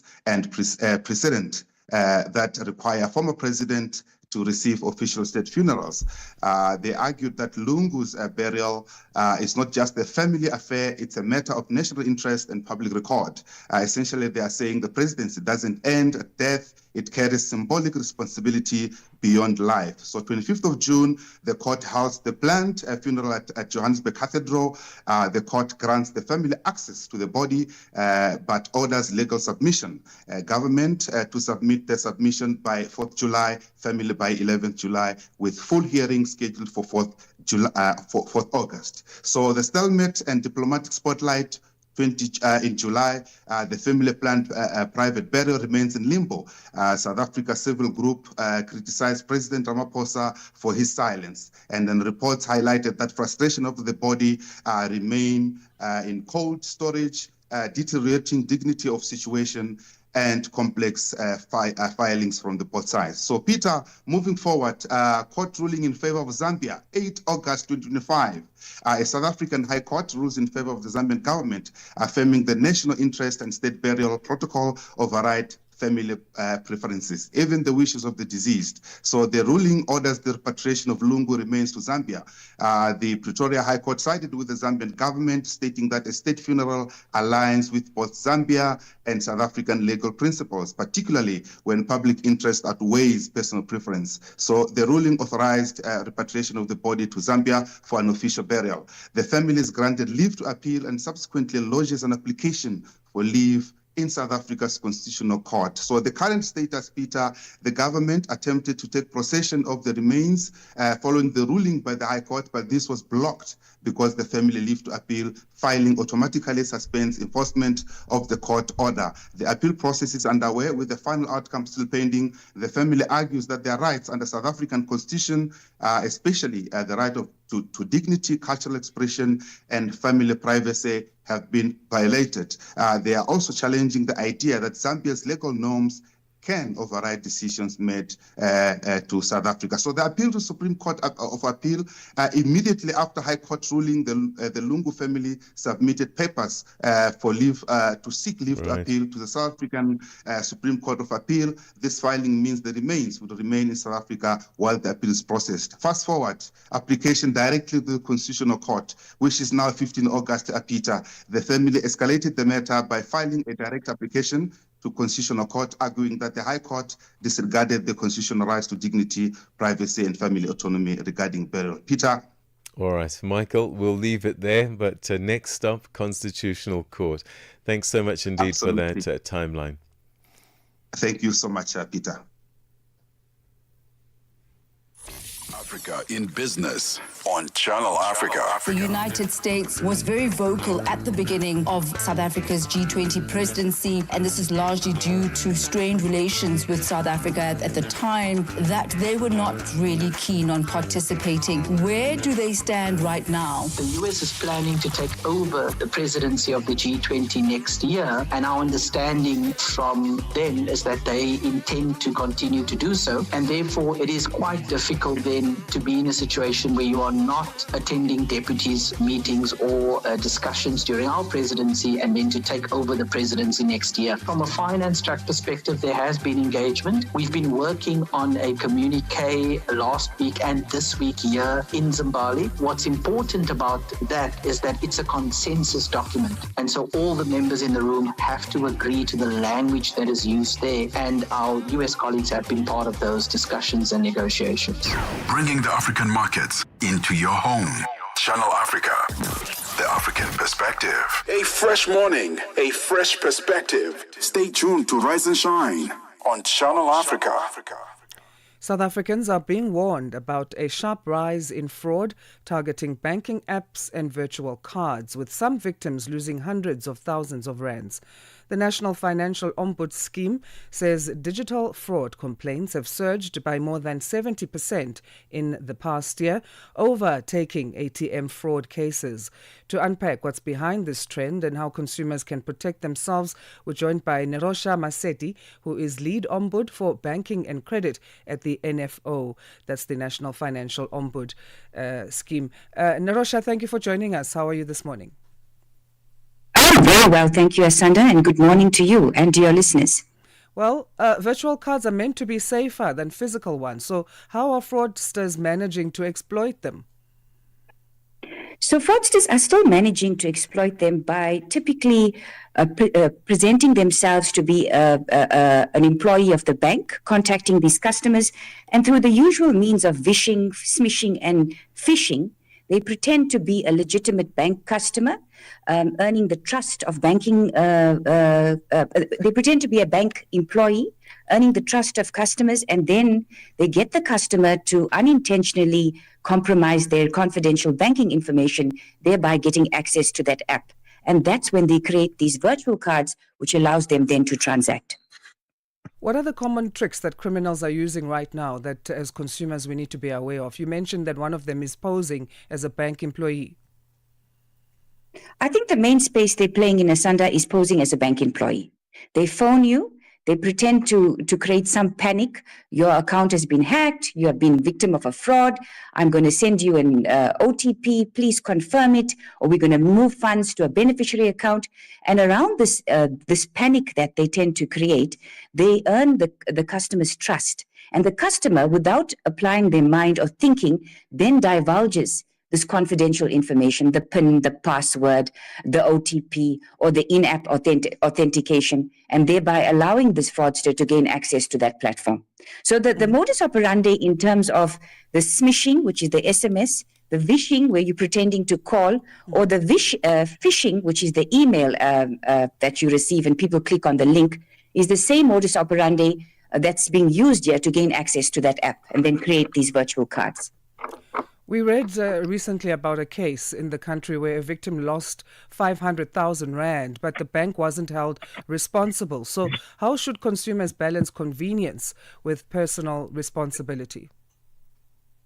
I think we definitely, as consumers, have a responsibility to ensure that we are doing everything necessary to protect ourselves. And when I say that, I think when you want to have access to these convenient platforms, you as a consumer also need to understand that your bank will never send you an email asking you to click on a link.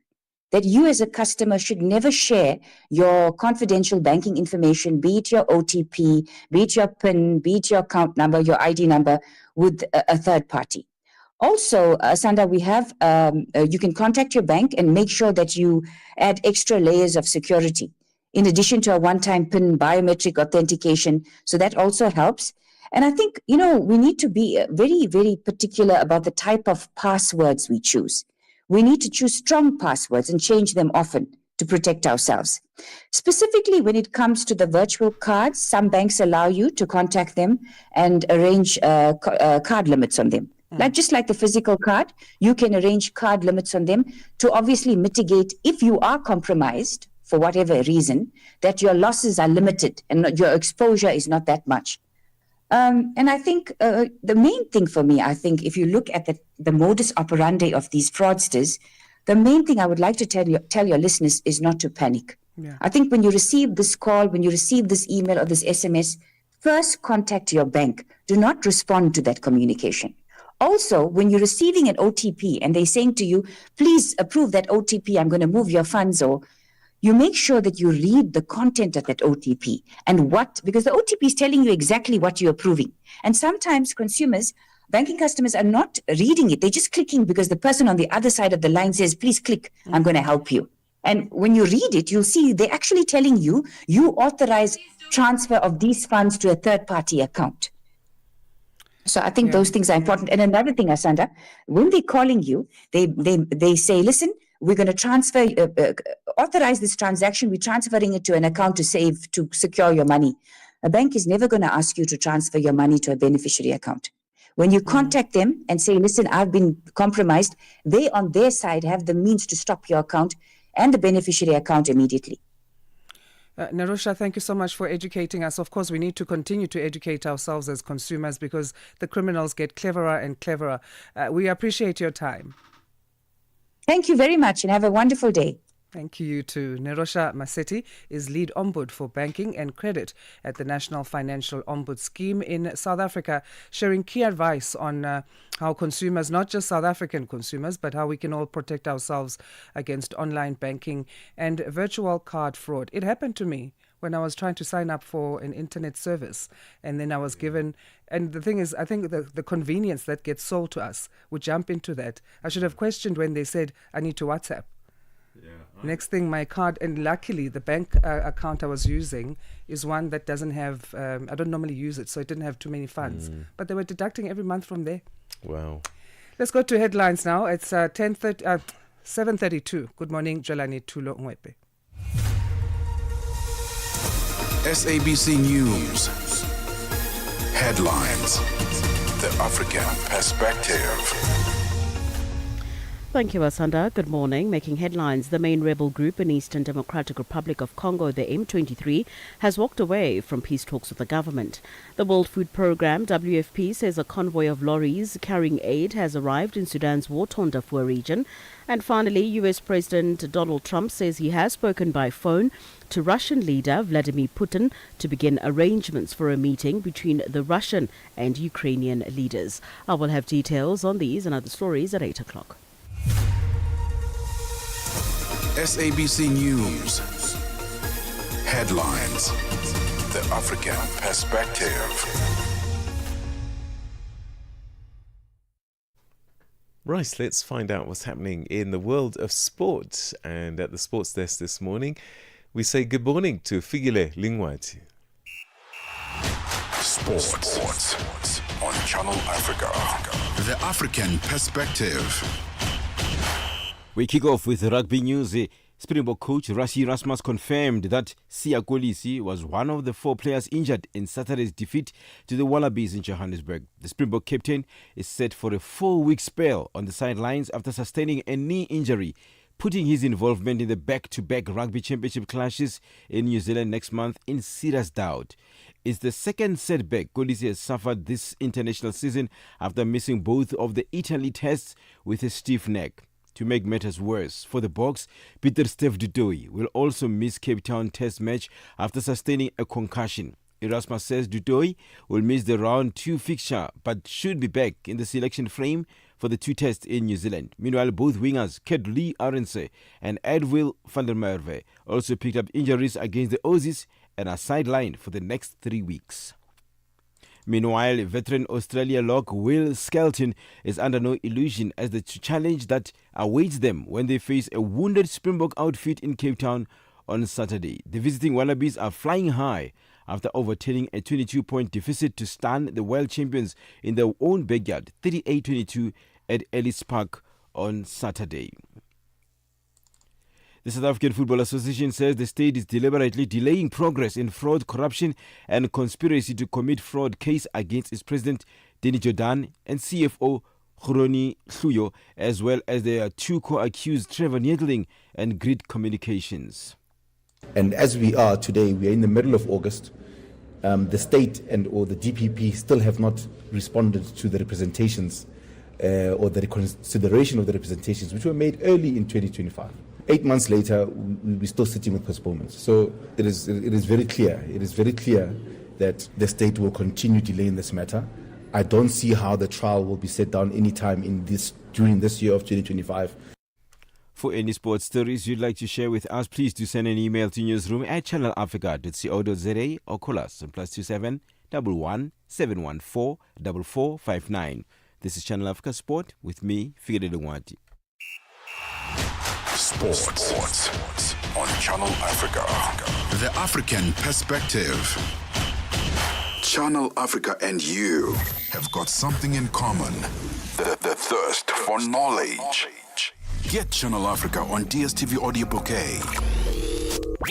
Channel 802. From Cape to Cairo, Dakar to Dar es Salaam.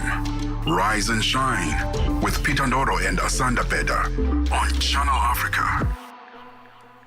Let's check in with Nosipo Zuma now. She's got the latest in the world of business. Business news on Channel Africa.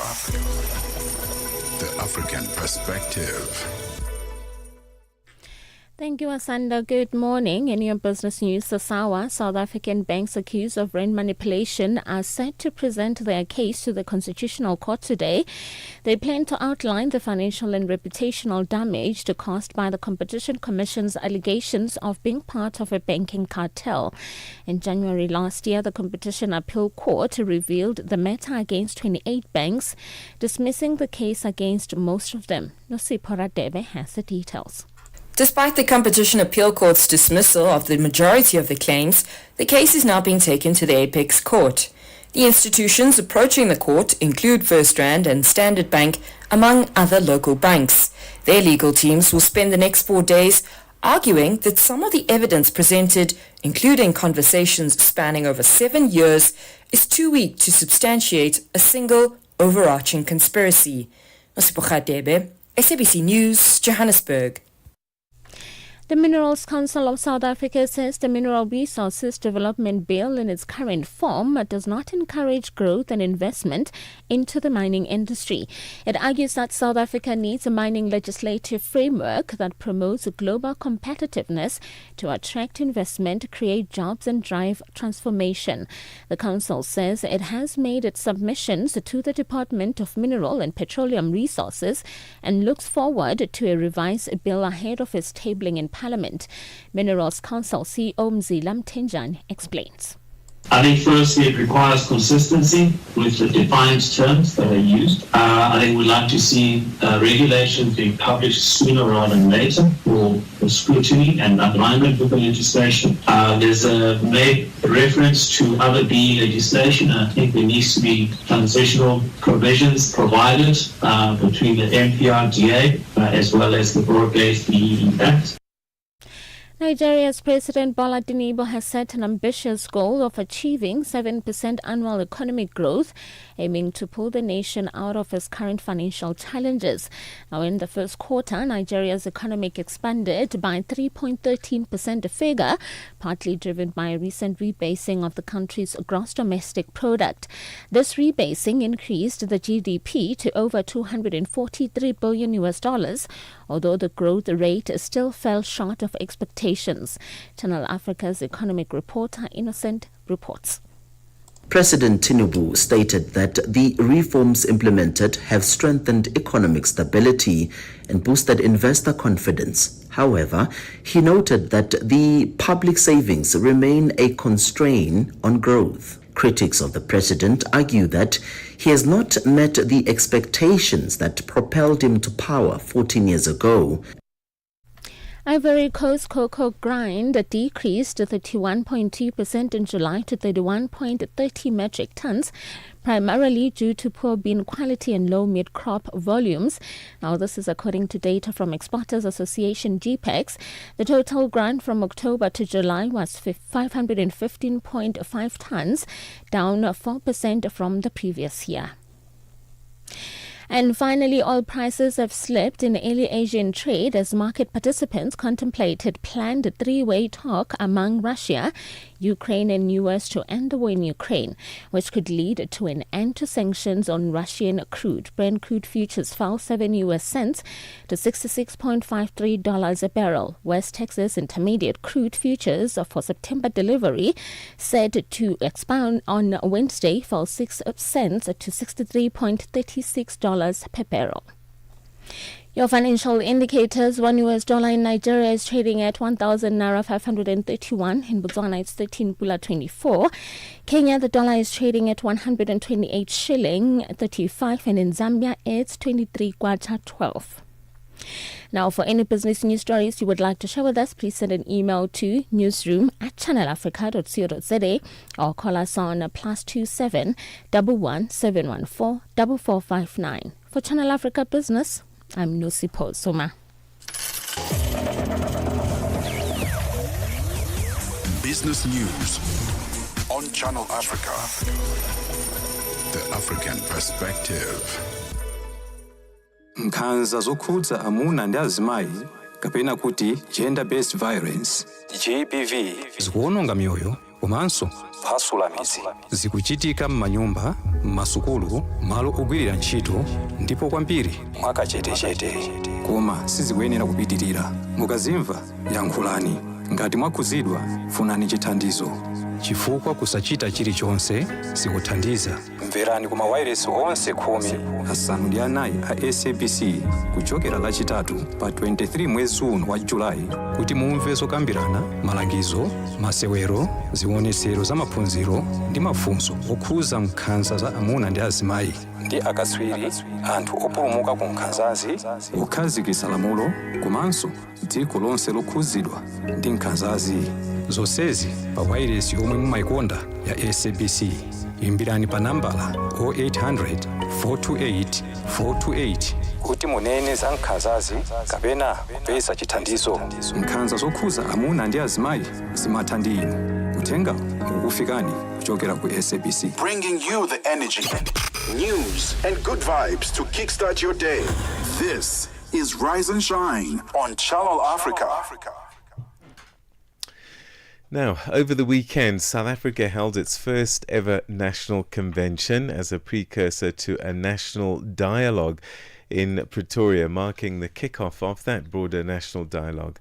Conceived after the ANC's loss of its parliamentary majority in 2024, the initiative seeks to engage communities across 9 provinces in debates over a number of issues of concern.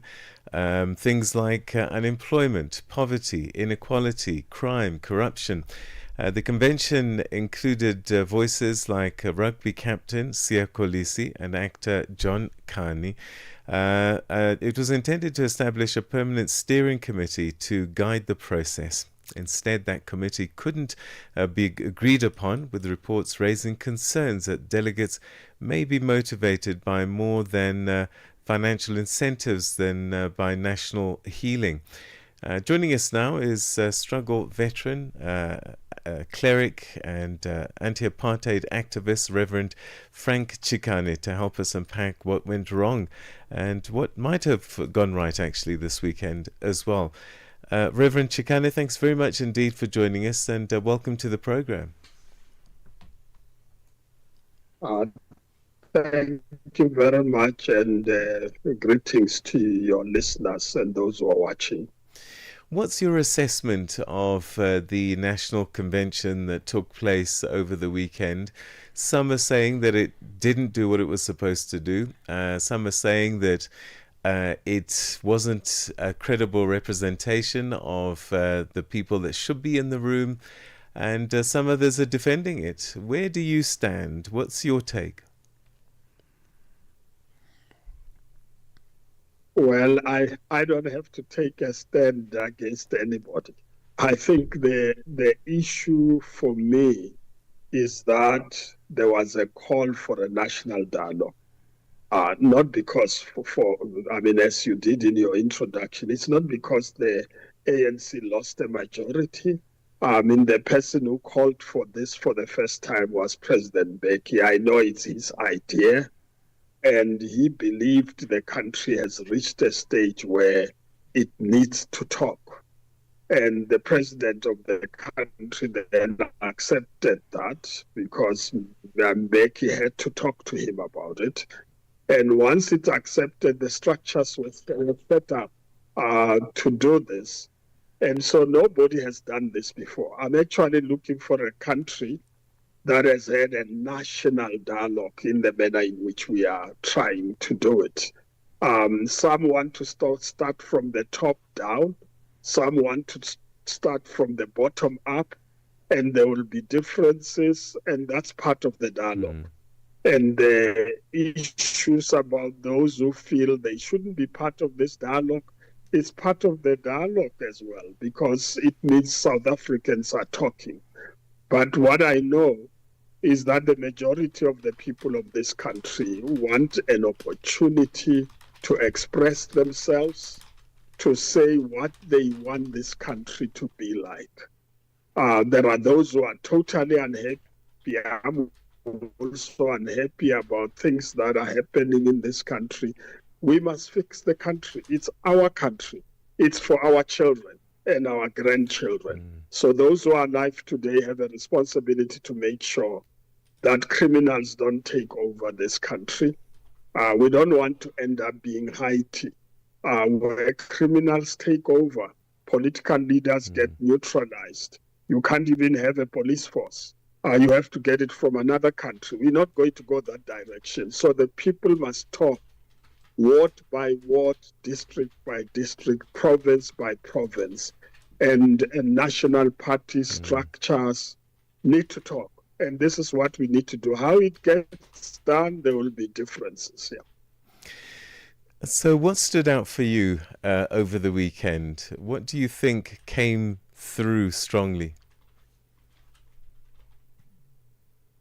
Yeah, well, I'm an observer from outside. I'm like a citizen. I think what came out for me is that people did meet to talk.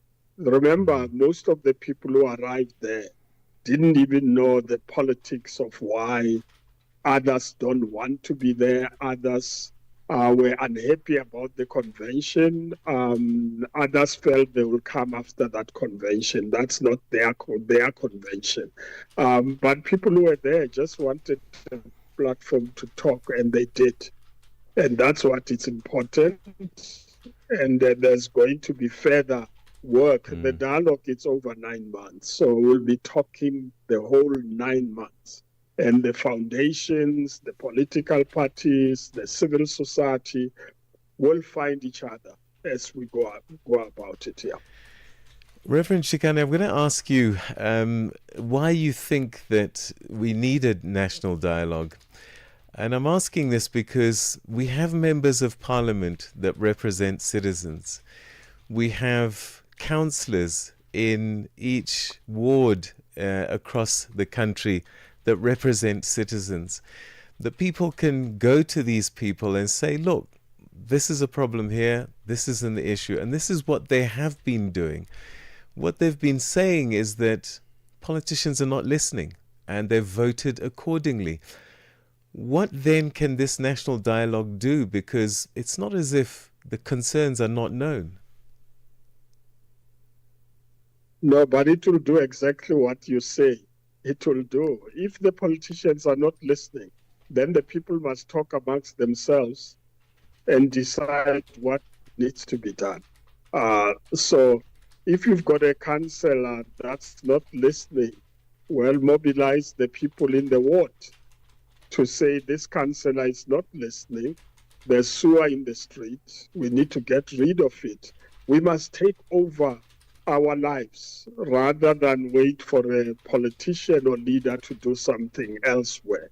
It is our responsibility. So this is what this dialogue, I wouldn't have done it the way. I mean, people are doing it. I would have found other solutions. But no, I have more contacts. I can talk with leaders. I can go to Soweto and look for a councillor because of my profile. But the ordinary person in Soweto can't do it. And so the dialogue gives them an opportunity. I may not need it. You know, some people are so hungry that you tell them about the dialogue, they don't see why you should be talking dialogue. They want food on the table. So there are people who are sitting in different places. So we need to give people the opportunity. They want the dialogue, let them have it. All right. Perhaps another way to ask the same question is, at the end of the dialogue, there'll be a shopping list of wants and needs. To enact them, we go back to the politicians again, because they are the ones that are empowered to do something about it. How do we get action then from that point onwards? No, that's the problem. The problem, we left it. You know, democracy, electing people once in 5 years is not sufficient. You need people's participation. We did that during the UDF times in the struggle.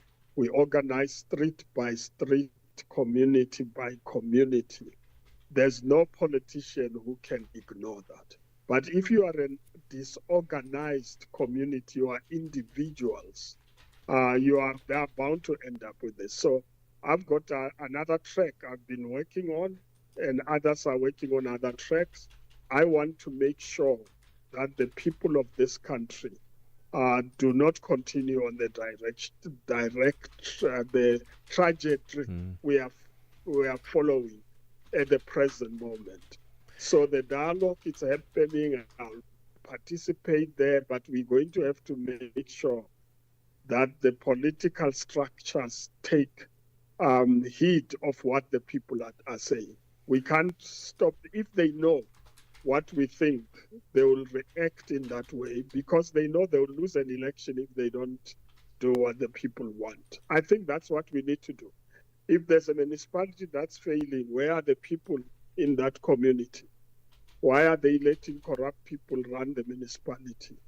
If there's a province failing, where are the people of the province? I think that's really the issue. So this thing is going to make the parties stop and listen.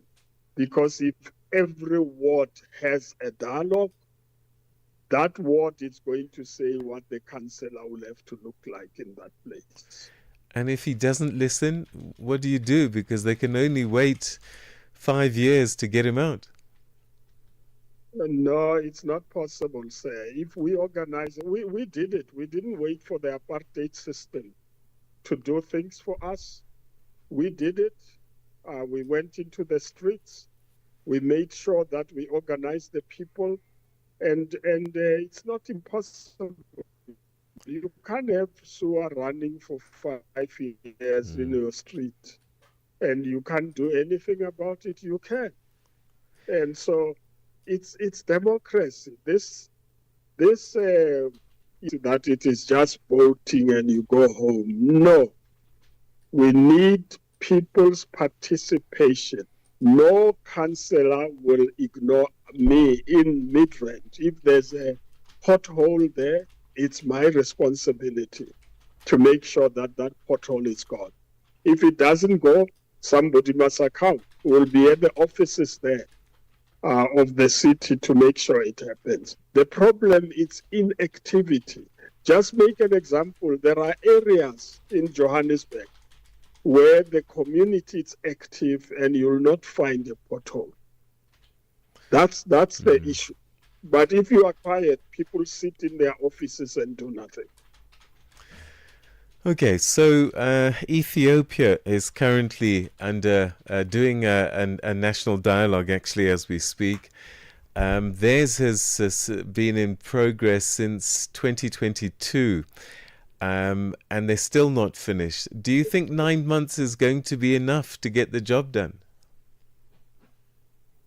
Yeah, I mean, South Africa, I don't know about Ethiopia, so I've not started studying the terrain there. South Africa is highly organized, and it's not impossible. It may not finish in exactly 9 months, but to have ward by ward dialogue, that's what is different with this initiative. Ward by ward dialogue, the number of the wards we have in the country, the number of meetings that should be had, and they feed back into the national. And then we've got a dialogue which will reflect the interests of the people. I mean, every party, every civil society organ, women's group, youth groups, it's not impossible, sir. And so we need to get on with the business. I've stopped complaining. You know, people spend too much time complaining. If you complain and you do nothing, nothing happens. I know we mobilized against the apartheid system and we won. And we must organize against the rot that is set in this country, and we will win. Because this is not a party issue. People think it's one party against the other. It's not. These parties tend to come in for their own interests and power. We're not talking about that. We're talking about people's power. Is the cost of this exercise a concern for you? Of course, there must be. There's nobody who does business without worrying about the costs of doing that business. And so I am hoping that we'll spend as less money as possible. I mean, the media picked up a number that was a proposal with no authority and make it the number of the dialogue. I don't believe that. We can do this with less money. I mean, the way in which it was done this last weekend, you get a venue. You know, there are venues that are not being used 24/7. They can be made available for this dialogue. The only thing you have to do is to make sure if it's a dialogue for the whole day, there will be meals and etc. There might be need for transport, but if you do it ward by ward, it's within walking distances. I think we can make it. Remember, we won the struggle without millions of rands. We didn't have it. I started in the struggle with us using a get-stetsna machine, buy a roll of paper of 500 paper and cut it into two. You've got 1,000 and you distribute in the community. That's where we come from. And money should not be the determining factor. All right. So it sounds like what you're hoping for is a grassroots movement to take us through the next phase of the country's history. Reverend Chikane, we're going to have to leave it there, but thank you very, very much indeed. It's always an honor to be able to talk to you on our programs. Thank you. Thank you very much. Have a good day. Thank you so much. That's Reverend Frank Chikane, a struggle stalwart. He continues to be an anti-apartheid activist even to this day. He's a cleric and a fighter for democracy, talking to us about the national dialogue. He does feel, though, that it could have been done differently, but it is in play and he's going to participate, and certainly his viewpoints will come through during those conversations.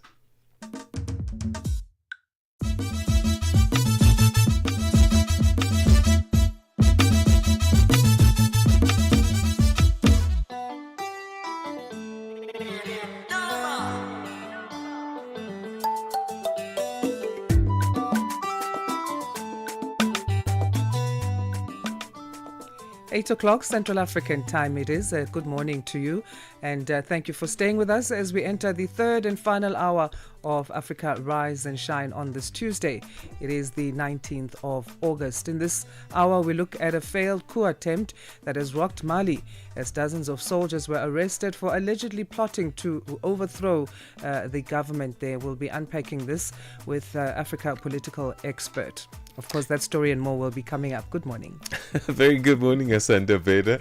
I'm Peter Ndoro. Thanks so much indeed for joining us. Yeah, so much conversation, issues right across the continent. And as Asenda was saying, some of those we'll be looking at in this half hour. But first, let's catch you up with the news.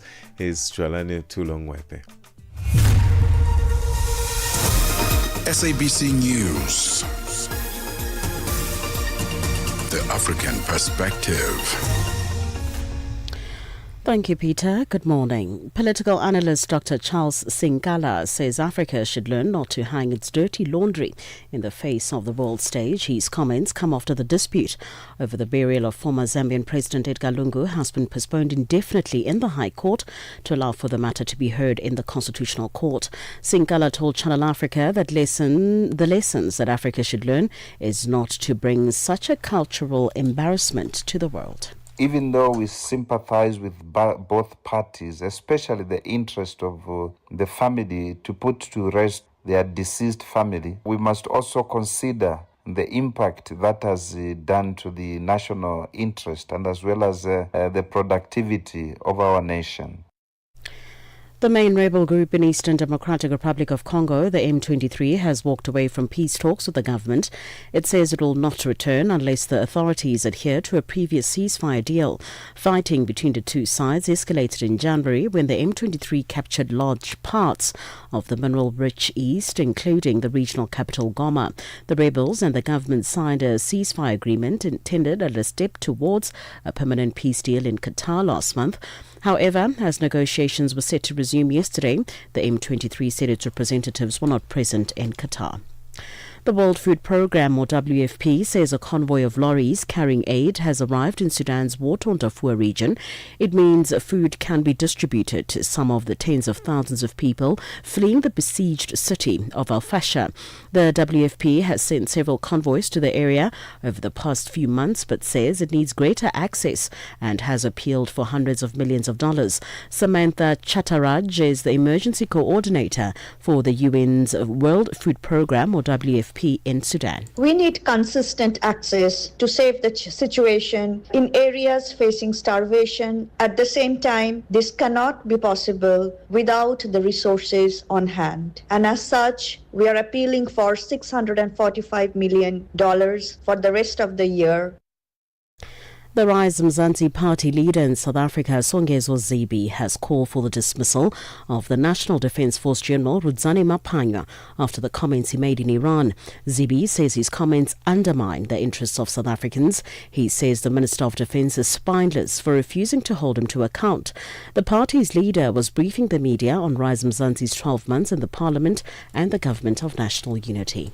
Pakistan and Ronald Lamula are busy trying to save South African jobs. The US and Iran are enemies. What does this general do? He goes there, he runs his mouth because he has no strategic awareness whatsoever, undermining the work that Pakistan and Ronald Lamula are doing. Why would he do that? There is a feeling by South Africans that he's a general, he should be able to say anything. Nonsense. That's ill-discipline. He must be fired. And finally, US President Donald Trump says he has spoken by phone to Russian leader Vladimir Putin to begin arrangements for a meeting between the Russian and Ukrainian leaders. His confrontation follows his upbeat account of talks with Ukraine's President Volodymyr Zelensky and key European leaders at the White House. The BBC's Arunde Mukherjee reports. Even though there have been no announcements of any agreements, there was an air of positivity. All the participants talked about security guarantees for Ukraine. What these guarantees are remain unclear. In a post on Truth Social, President Trump said he called President Putin and began the arrangements for a meeting at a location to be determined. That meeting would be between President Putin and President Zelensky, with Mr. Trump joining them for a trilateral afterwards.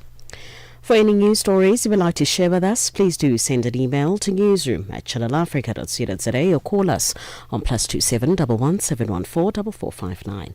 For Channel Africa News, I'm Jolani Tulo Webe. SABC News. The African Perspective. And in our sports headline, the Senegal basketball team has advanced to the quarterfinals of the FIBA Basketball Championships. And Bafana Bafana have been sent packing out of the African Nations Championship.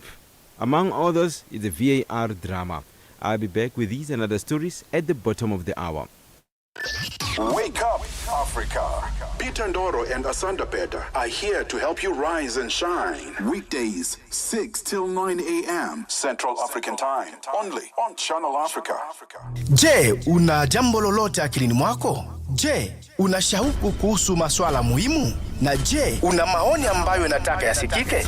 Kweli, hili jukwaa ni la kwako. Piga simu au tuandikie kwenda WhatsApp namba alama ya kujumulisha 2760552594 na tutakupigia simu. Mtangazaji wa habari zetu za Afrika Kusini mjini Johannesburg. Hivyo unaweza kuwa mshirika kwenye matangazo yetu. Sio mazungumzo tu, ni fursa yako ya kuchangia maoni yako na kushirikiana na jumuiya ya wasikilizaji wanaotamani mtazamo wako. Tufuate kwenye mitandao ya kijamii.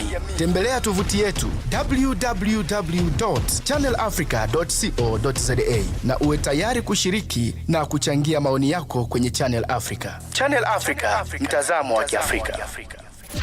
Africa in Song with Chanduko Ligege. So when you think of African music, you think of Kwasa Kwasa, high life music from West Africa, Afrobeat from West Africa, of gospel music or faith music or spiritual music. But when we think of reggae music, we go to the Caribbean, and if it's Africa, we only think like Lucky Dube. Well, I'm here to introduce you to some reggae music from Africa. Salif Keita with Dakan Faye from Mali. And I must say, this one was a real shock for me because I never had imagined Salif Keita on a reggae beat. But listening to him, it just proved to me how versatile he is as an artist because you'd be expecting him to be on that vibe of West Africa, of ballads. But he really proved that he is very versatile, and I was pleasantly surprised. Africa in Song with Chanduko Ligege.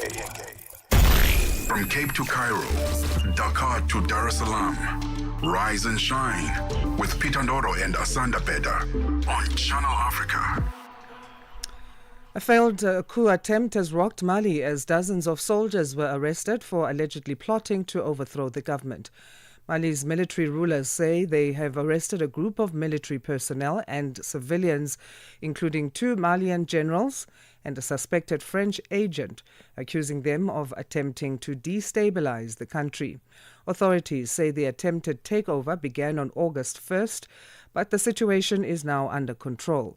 To discuss this further, we have on the line African political expert Kwezi Mngcebisa. Kwezi, always great having these insights from you and having these conversations. How are you? Good morning, Asanda. I'm well. Thank you very much. Thank you for having me. Thanks for making time again for us this morning. What does the latest arrest mean for relations, first of all, between Bamako and Paris, France being Mali's former colonial ruler? I think that the reality of the situation is that France is not going to let up. The reality of the matter is that the geostrategic importance of the Sahel to France is proven by the efforts to continue to want to play a definitive, if not exclusively arrogant at times, but definitely of economic interest role by France in the affairs of the countries of the Sahel. I think that the fact that there is continued effort at destabilization means that the regime, the administration in Bamako and across the region of the Sahel have not yet, I think, arrested discontent amongst the political elites in their countries. It means that there continues to be fertile ground for countries such as France to continue to try and direct the pace content of administration and governance in those countries. So this is not a particularly positive development, but I think that we should be very careful, Asanda, in exclusively pointing the fingers at France. I think that the time has come now since this coup to actually point the fingers in the palace, in Bamako, in the barracks, meaning the military leadership should be able to answer some tough questions. When will democracy see the light of day? And on that point, Mali's Security Minister, General Mohamedine, said that the group of military personnel and civilians arrested had support from abroad. So apart from France, then, which other foreign interests could want to intervene in Mali for benefit? Well, I don't think that when many of us in Africa talk about external influence, we almost always point the finger at a capital, meaning a country, at a government. But the reality of the matter is that the fluid security situation and instability in the Sahel, and of course in countries that are going through perpetual transitions, such as those that have got military leadership, it is a fertile ground of, it makes international, financial and economic interest salivate at the prospect of being able to capture the transition process, to direct the actors in that transition. So in this particular situation was France, because they've got a national that has been identified, and of course we can take at face value for now the statements from the military that there is international interest, meaning almost exclusively pointing to a country being interested in destabilizing the administration. But the reality of the matter is that Bamako or Mali and the broader Sahel has been the playground of military mercenaries that have actually done the bidding for financial interests, that are willing to actually put in money in order to see their men or military cohort being in charge of that country. So I think that it is practical for us to look at the recent history of the financial interest, meaning that it's private sector, as well as combining with economic interest, which is countries wanting to see an end of the experiment that is happening in Bamako. What is known about those who have been arrested, particularly the the two Malian generals and the one French agent? Well, I don't know much about the French agent, and the whole suggestion of him being an agent, Asenda, would mean that very little will be known in normal circumstances. But there is something very notable that we must actually take note of here, Asenda. The two generals that have been arrested are not the first group or are not part of the first instance where military people or the military is eating itself up. What many of us missed out on observing in the transition, in this perpetual transition, is the fact that the Minister of Defense, who was the commander of these two at some stage, has actually been removed as the Minister of Defense to become now the secretary in the presidency. This has led some observers, keen and acute observers of Mali, to point out to the fact that the military junta is not as a coherent unit as we would like it to be, or as the Malians would like it to be, in order to effect a transition to democracy. The reality of the matter is that you have got people that are beginning to be a little bit squeamish within the military junta about the tactics that are being used to suppress dissent. There are some who are actually opportunistic. They're not squeamish about the civil liberties being encroached upon or suppressed, but they are actually opportunistic in saying that the choices of the military junta are ones that they are disagreeing with. For example, on the choice of military security cooperation arrangements. These are some of the factors that are actually playing themselves out in the public eye, but reflecting of discontent, disagreements, and I think residual fatigue on the part of the military. When I call it fatigue, it is because we still do not know when the elections would be. The promises of the military for taking over, which was to bring back a system of governance that is responsive to the people, has not yet been articulated. And I think until that happens, we are going to continue to see more threats from the military within, more threats from outside using discontent within the military, more threats from outside in the region using broader societal discontent with the military. How should France respond to these latest news? I think the relationship between France and the Sahel countries, the particular ones, Guinea, Bamako, as well as Niger, is very tenuous at best, but very much aggressive, diplomatically and otherwise. The reality of the matter is that I don't think there is going to be any normalization of relations anytime soon. That's the starting point. But I think, secondly, and perhaps more importantly, we are going to need to see more from the military of Mali, in terms of not only the choices it makes in terms of bilateral defense cooperation, as we have seen, they've gone all out to align and associate and actually pursue relationships with Russia, both with state Russian defense cooperation arrangements as well as private military arrangements. We need to see beyond these defense military arrangements to more of an articulation of a democratization, of a transition, of a timeline, of the return to civilian rule. Until all of those things happen, there's no amount of pronouncement by Bamako, by the military, or for that matter by France, that is actually going to see a stabilization of the situation in Mali and by extension addressing the regional conflict context of the Sahel.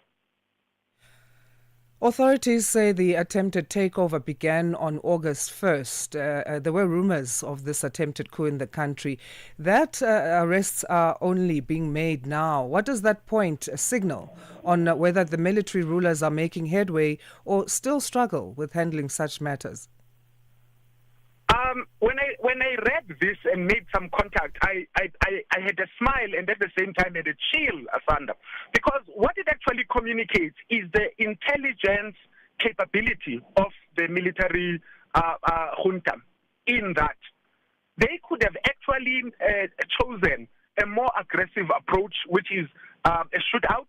They could have chosen a situation of making an example out of the military as well as the civilian sympathizers of the coup by electing the coup. You've seen as a reporter, a seasoned reporter, you've seen the movie before, whereby in the morning people are allowed to actually take over some aspects of government, the radio station, the airport, and so on, and then there's a fight back in order to inspire confidence in the military junta, in order to fire up the imagination of the population, of the fighting capabilities of those in charge. But the subtleness of it all, it means that there is a very well-oiled intelligence machine that at this point in time can be seen to be loyal to Colonel Goida, who's the president of the country. Now, the extent to which this will remain the case, we do not know. But the fact that they've been monitoring, they've put these individuals under surveillance, and they were able to actually pick them up and connect both in terms of those that are willing to do the hard work of fighting and taking over the country, as well as their sympathizers. It is something that is both worrying, but at the same time, something worthy of continuing to follow up. Why do you think there is internal rebellion, then it seems, within Mali? You speak of a well-oiled intelligence machine. In terms of who could be behind these coup attempts within the country? You know, Asanda, many of us are always looking for the boogie, for the person to blame. And it's normal, it's human nature. Who is the puppet master? But what we always overlook is the reality that Mali is still a country that is facing extremism. Today's movie, that is Mali, is actually about a coup. But the reality of the matter is that from 2012 up to this day, we still have not seen both the government or society at large deal decisively with the threat of two extremist groups. So the extremist groups, if our thinking is correct, is driven by local grievances. Now, those local grievances, if not addressed by the military through a democratic, civilianizing, transition, timetable-setting process, they are going to be fertile grounds for local people to actually find an outlet.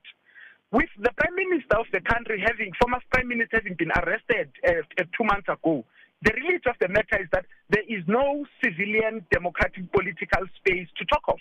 What does that mean? It means that no matter how illegitimate, lacking credibility or violent these extremist groups are, they are going to be the only outlet where political expression can be made by the youth of that country, by the elites of that country. So the reality of the matter is that France, financial private sector interests, will find a fertile ground that is willing to take up arms to support anybody who will effect some change, in the hope that any future change will be benefiting of those that have been neglected from either the stability dividend that the military claims to have, or for that matter, a democracy dividend that might accrue at a future date. Authorities in Mali are now saying, well, after all of this, don't worry, we've got things under control. What would they need to demonstrate to convince us of this statement and make it believable that things are in control now? Well, I mean, you see, when you're talking to a military person, Asenda, indeed, foiling a coup is actually the height of all military science and quotations we've ever had. Capturing your enemy before there's even hostilities or fatalities is the height of a good, proper military machine. They have done that. But this is not something, this is not what Mali exclusively needs right now. The environment of stability as defined by the military has existed now for a number of years, yet we have not seen any movement, which means less commitment and investment on the part of the military to actually effect a transition. So we could all be convinced they are powerful, they are capable, they've got the intelligence, that intelligence is driving their military response or interventions. That's good for them as the military, but it is not good for Mali. And what it is that Malians need, which is what we have seen with protests, which is what we have seen in pronouncements by civil society, by opposition leaders, by regional observers, by international community, is this transition to firm up. Let us have a date, let us have a process, let us have the reforms. This is where the military is mute at this point in time. And until they pronounce themselves through a responsive process, none of us should be convinced that there will be any change. We might celebrate the military stability that the military brings to the table, but the table is far larger in need of other factors than just simple. Are you still there, Kwezi? I heard the line make a sound that it sounds like it's cut off there.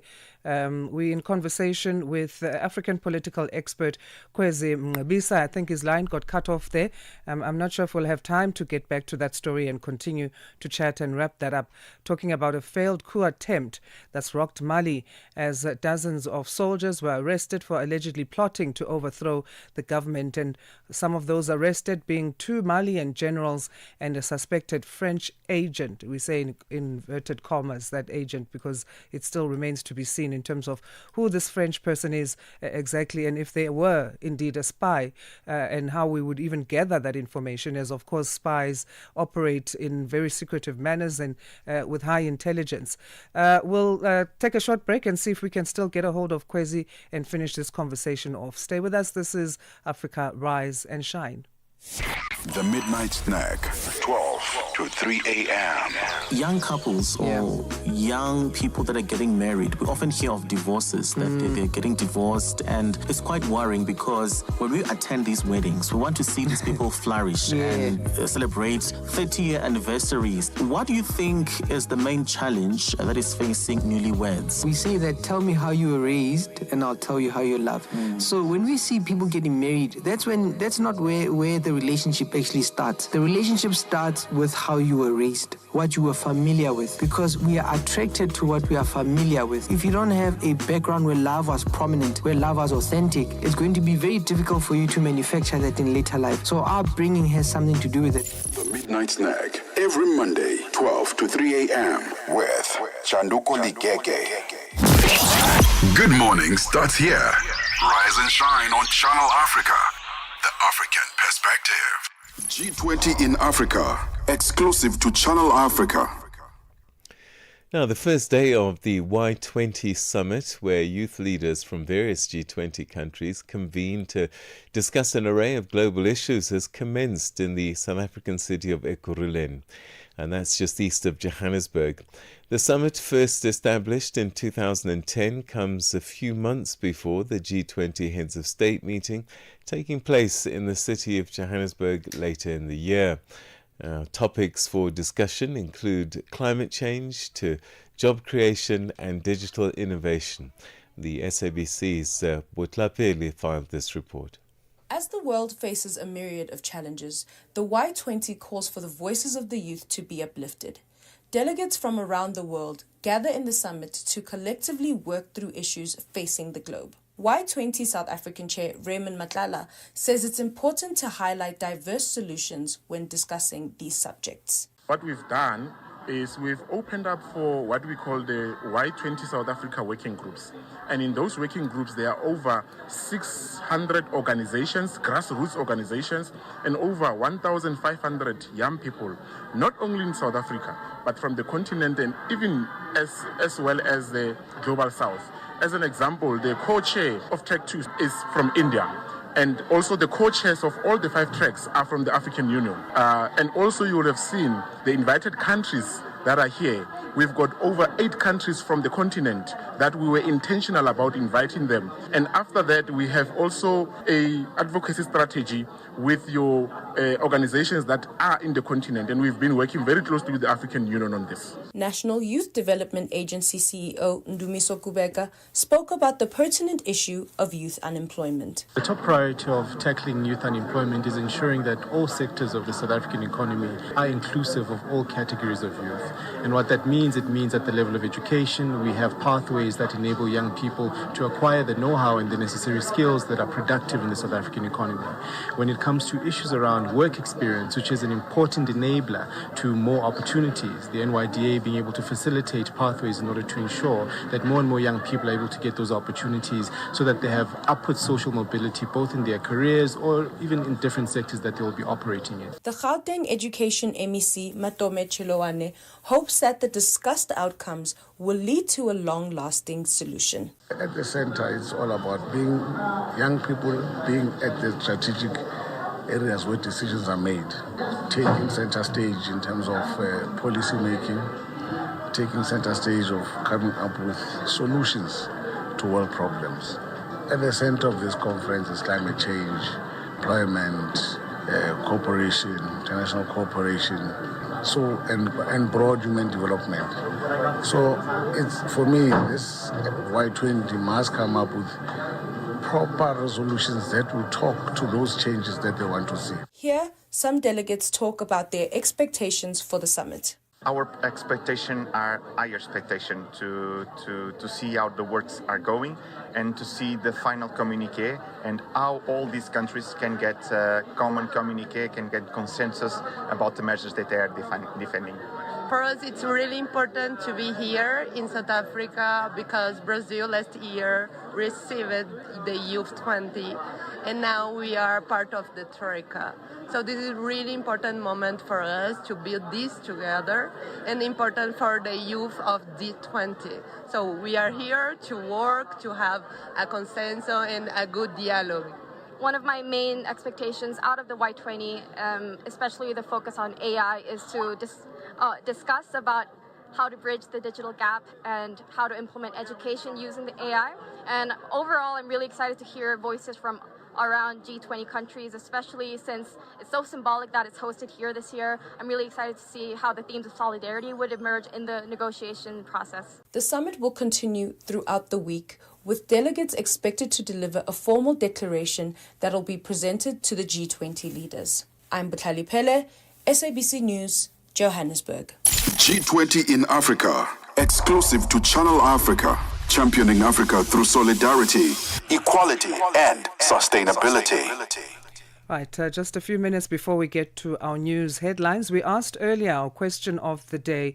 The Pretoria High Court in South Africa having indefinitely postponed an application by the family of former Zambian President Edgar Lungu for leave to appeal a ruling ordering his repatriation to Zambia for burial. And this after a failed negotiation between the Lungu family and the Zambian government concerning the late president's final resting place. He died, of course, in June, a story we've been covering here on Channel Africa.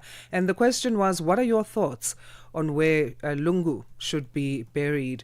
On X, your responses. Let's take Alfred, who says the Zambian government really messed up this one. They should let his family decide wherever they want to bury him. Why is it so important to them that they are tormenting the family? Thanks, Alfred. Also on X is Kwena. We trade properties, saying, I think the Zambian government should leave the family to decide where they want their loved one to be buried. Government interfering in this kind of matter is pure dictatorship of citizens. It is common knowledge that the family makes that decision. The government forcing it will be pure bullying of the family. So those are some of your comments, and thank you so much for sharing them with us. At Channel Africa 1 is our handle across our various social media platforms, and we welcome your views, of course, every day on the show. It's just 30 seconds before 30:30. Let's get our news headlines. I think Jolani Tula will be on standby by now. Good morning. SABC News. Headlines. The African Perspective. Good morning, Asanda. Making headlines, political analyst Dr. Charles Sinkala says the debacle between the Zambian and the Lungu family has had a negative impact on both parties. The main rebel group in Eastern Democratic Republic of Congo, the M23, has walked away from peace talks with the government. And finally, the Chinese Foreign Minister Wang Yi says China and India should regard each other as partners and not rivals. I will have details on these and other stories at 9 o'clock. SABC News. Headlines. The African Perspective. Right, let's catch you up. It's time for the world of sport. Here's Figile Lingwat. Sports on Channel Africa. The African Perspective. We tip off with basketball now. Nigeria's D Tigers delivered a commanding performance to defeat Cameroon 99-90 in the final group match at the 2025 AfroBasket Championship in Angola, sealing their spot in the quarterfinals with an unbeaten record. Nigeria earned a hard-fought 28-27 victory in the first quarter after Cameroon proved a tough nut to crack. However, the D Tigers found their rhythm in the second quarter, shifting gears to dominate both ends of the court. They outshot and outpaced the Cameroonians, storming to a 58-41 lead at halftime. By the third quarter, Nigeria's superiority was clear. A relentless offensive display pushed the scoreline to 84-53, opening a 31-point lead that effectively killed off the contest. In rugby news, defending champions, the Springboks are still licking their wounds, literally and figuratively, after Saturday's shock rugby championship loss to the Wallabies at Ellis Park. 4 players have been ruled out for this weekend's revenge match in Cape Town. One of those is Captain Siya Kolisi, who will be sidelined for 4 weeks with a knee injury. The others are flanker Peter Steve, who has a concussion, and wings Edwil van der Merwe and Kurtley Aronson. For a player like Kenan Moody, the week ahead is about building to right what went wrong on the weekend. We know what we need to do to get it right this weekend, and our main focus for us is to stack the positive this week and make sure that Saturday when we go out there, we have a clear plan what we want to do and just execute it on the game. And Bafana, South Africa have failed to reach the quarterfinals of the CAF African Nations Championship in Uganda, Kenya and Tanzania. This after they played to a 3-3 draw with the host nation Uganda in a Group C match at the Nelson Mandela National Stadium in Kampala, Uganda last night. Bafana needed to beat the host nation or alternatively hope that Niger beat Algeria in another group match to advance to the quarterfinals. Ramahlwe Mphahlele, Thabiso Gudumela and Philip Ndlondlo scored for Bafana. Now, boxing news, Ukrainian pugilist Alexander Usyk will choose his own futures despite being ordered to make a world heavyweight title defense against Joseph Parker. The Ukrainian star has been granted an extension to negotiations for a mandatory WBO title fight against Parker after he cited an injury following his 5th-round knockout win over Dubois at Wembley Stadium last month. Seri Lapin, director of Usyk's team and CEO of Ready to Fight, has suggested that the undisputed world champion will not be rushed into his next career move. Let me go back and tell you about the rugby, where the veteran Australia lock Will Skelton is under no illusion as to the challenge that awaits them when they face a wounded Springbok outfit in Cape Town this coming Saturday.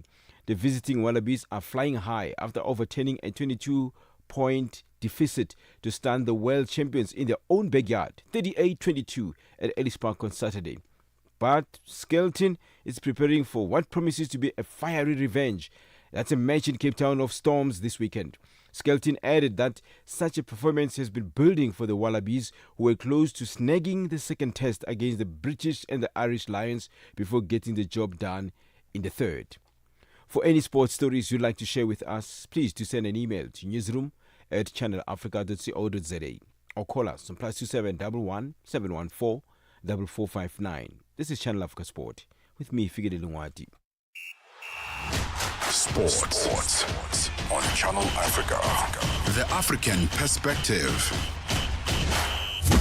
Are you fluent in French, Chinyanja, Portuguese, and Kiswahili? Are you passionate about radio? And are you looking to work in South Africa? Do you have papers that qualify you to work in South Africa? In that case, we might have an opportunity for you to work for Channel Africa. Send us your CV and demo at newsroom@channelafrica.co.za. Remember, if you don't hear from us within 14 days, it means you have not made it or you have not been selected. Channel Africa, the African perspective.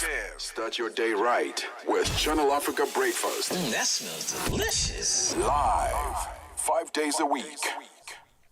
And in making sure that we start our day right with business news is Nosipho Zuma. Let's say good morning to her again.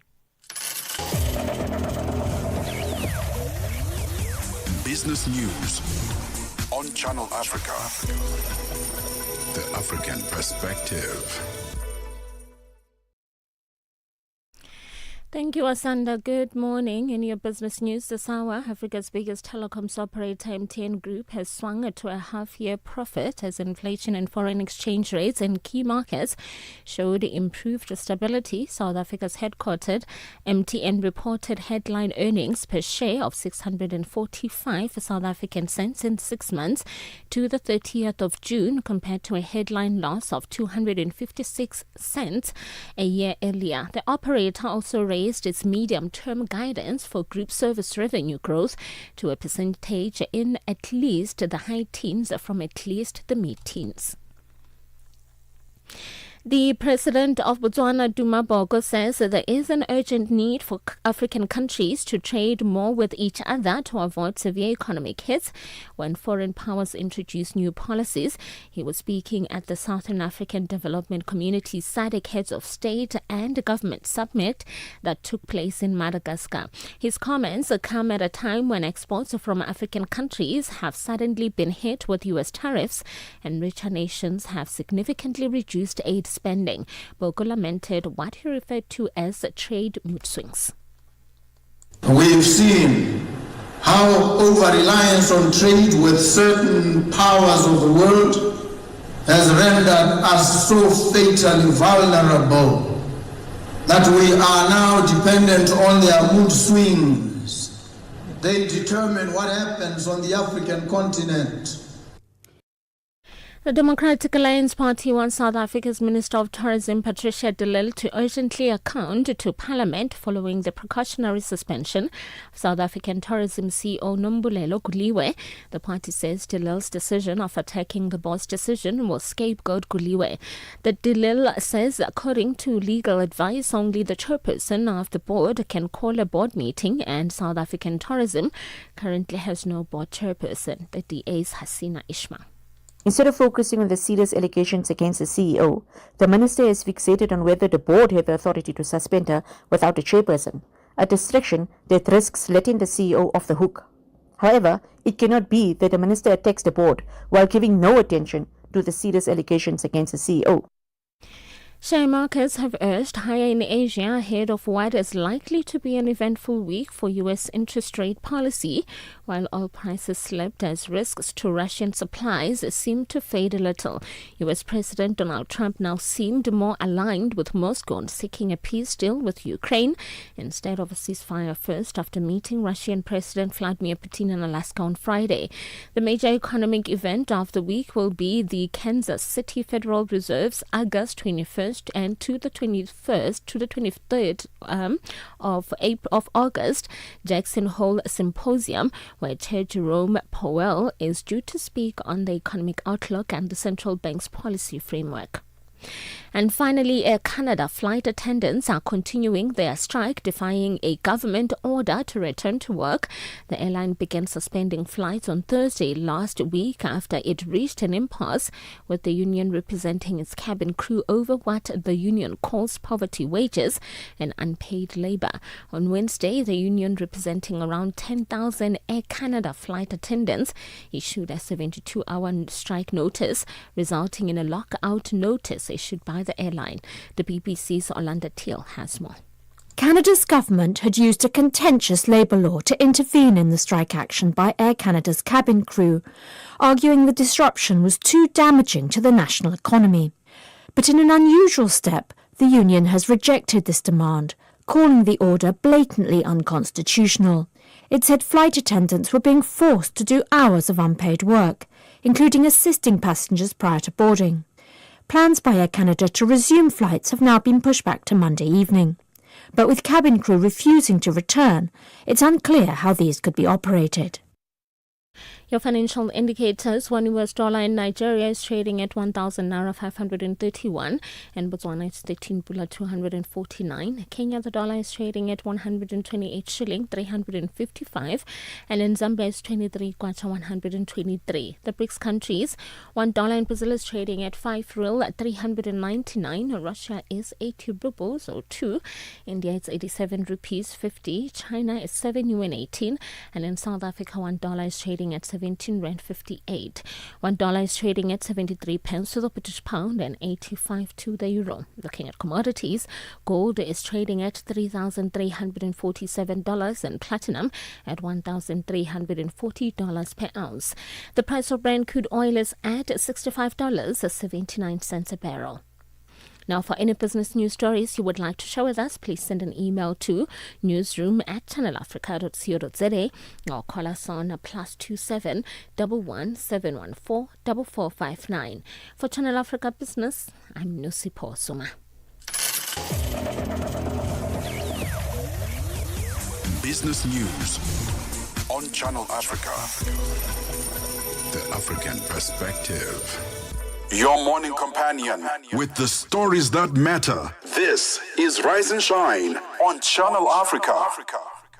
The first day of the Y20 summit, where youth leaders from various G20 countries convened to discuss an array of global issues, has commenced in the South African city of Ekurhuleni.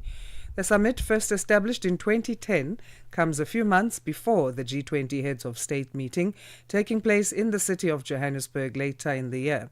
Topics for discussion include climate change, job creation, and digital innovation, among others. The SABC's Butlali Pele filed this report. Download the SABC app and take Channel Africa with you everywhere you go. Now, at the close of 2024, the Human Sciences Research Council published its first South African national gender-based violence study, revealing that 1 in 3 South African women aged 18 and older has experienced physical violence in her lifetime. This troubling figure, however, only tells part of the story, because the question is, what about the survivors? Where do they go? And what kind of support do they receive? Well, to shed some light on that vital question, we're now joined by Celeste Lowe, who's the General Manager of Operations at the Tears Foundation. And that's a non-profit organization that supports survivors of gender-based violence, sexual assault, domestic violence, as well as child abuse. Celeste, thank you so much indeed for joining us, and welcome to the program. Thank you so much for having me. This figure that the report by the Human Science Research Council, is that consistent with what you see in terms of the numbers coming through Tears Foundation? I think it definitely is true. I think 1 in 3 is an averaged out number, but I think also that number is not including the fact that most of those people don't report. So the majority of people don't report. So 1 in 3 is taken from other studies. It's not taken from what's being reported. It's not, those are not the figures from policing, say, or from the judiciary. We often talk about gender-based violence, and sadly some of the reports that we read are often after the fact that maybe somebody has passed away. But there are many more who survive, who manage perhaps to get out of difficult situations, difficult relationships. Tell us a little bit about what happens when they come to you. What's the first thing that you see and attend to? Right. So we run a helpline, a 24/7 helpline, and we get calls from all over the country.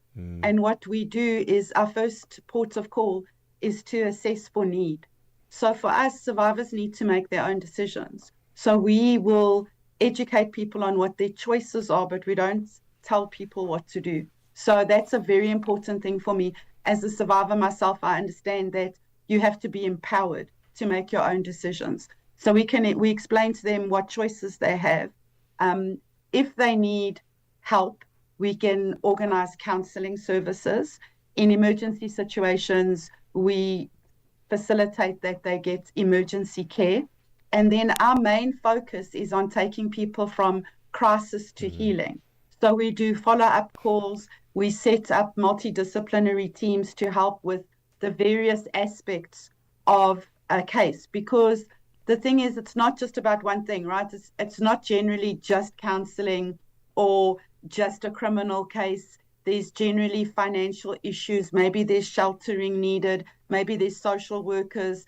There's custody issues. There's all sorts of issues that need to be handled in a long-term GBV case.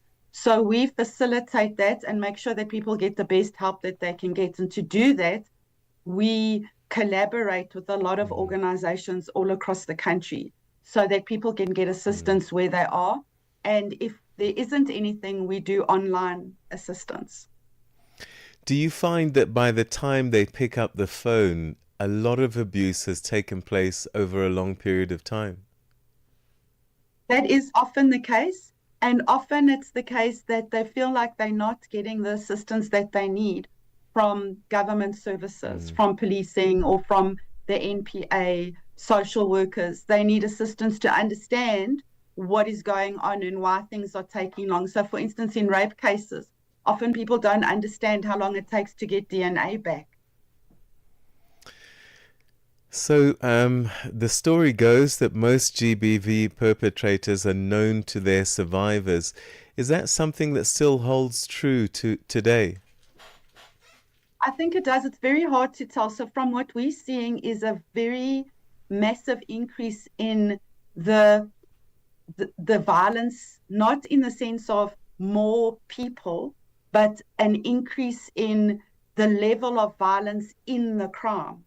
So that we're seeing really violent situations. It's really hard to tell just by a thumbsuck, are we seeing a change in dynamics, which is one of the reasons why we're doing research now to see what does it actually look like on the ground and where are the shortfalls. But we're definitely seeing more violent outbursts. And when they are violent, the level of violence is much higher. How do you help with the psychological aspect of abuse? Because it's not just about the perpetrator. There's a psychology for the person that's being abused as well, isn't there? Yes.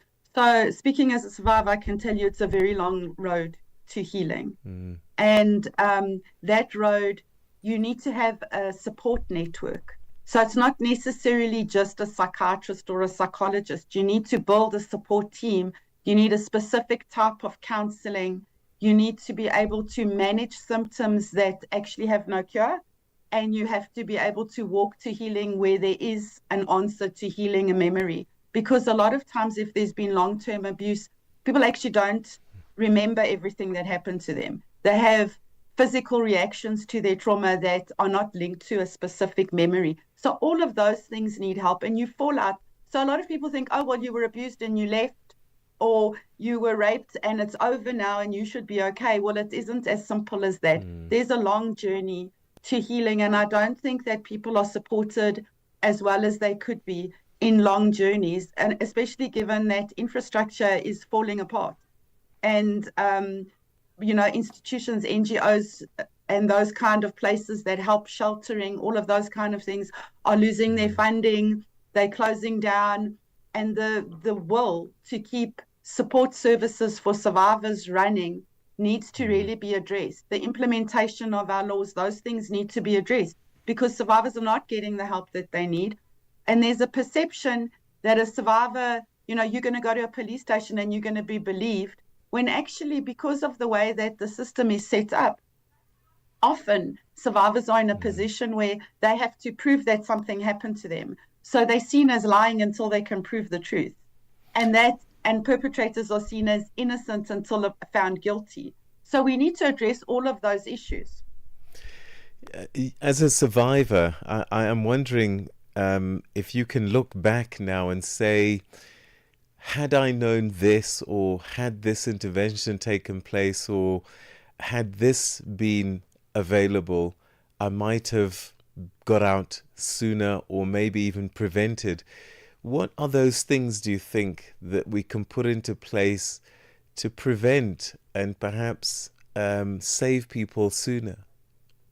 Oh, definitely. I think that there are a lot of things. So the first thing is, I don't think that people are educated on the law and how to access their rights. I definitely wasn't. I didn't know anything about that when I went into that.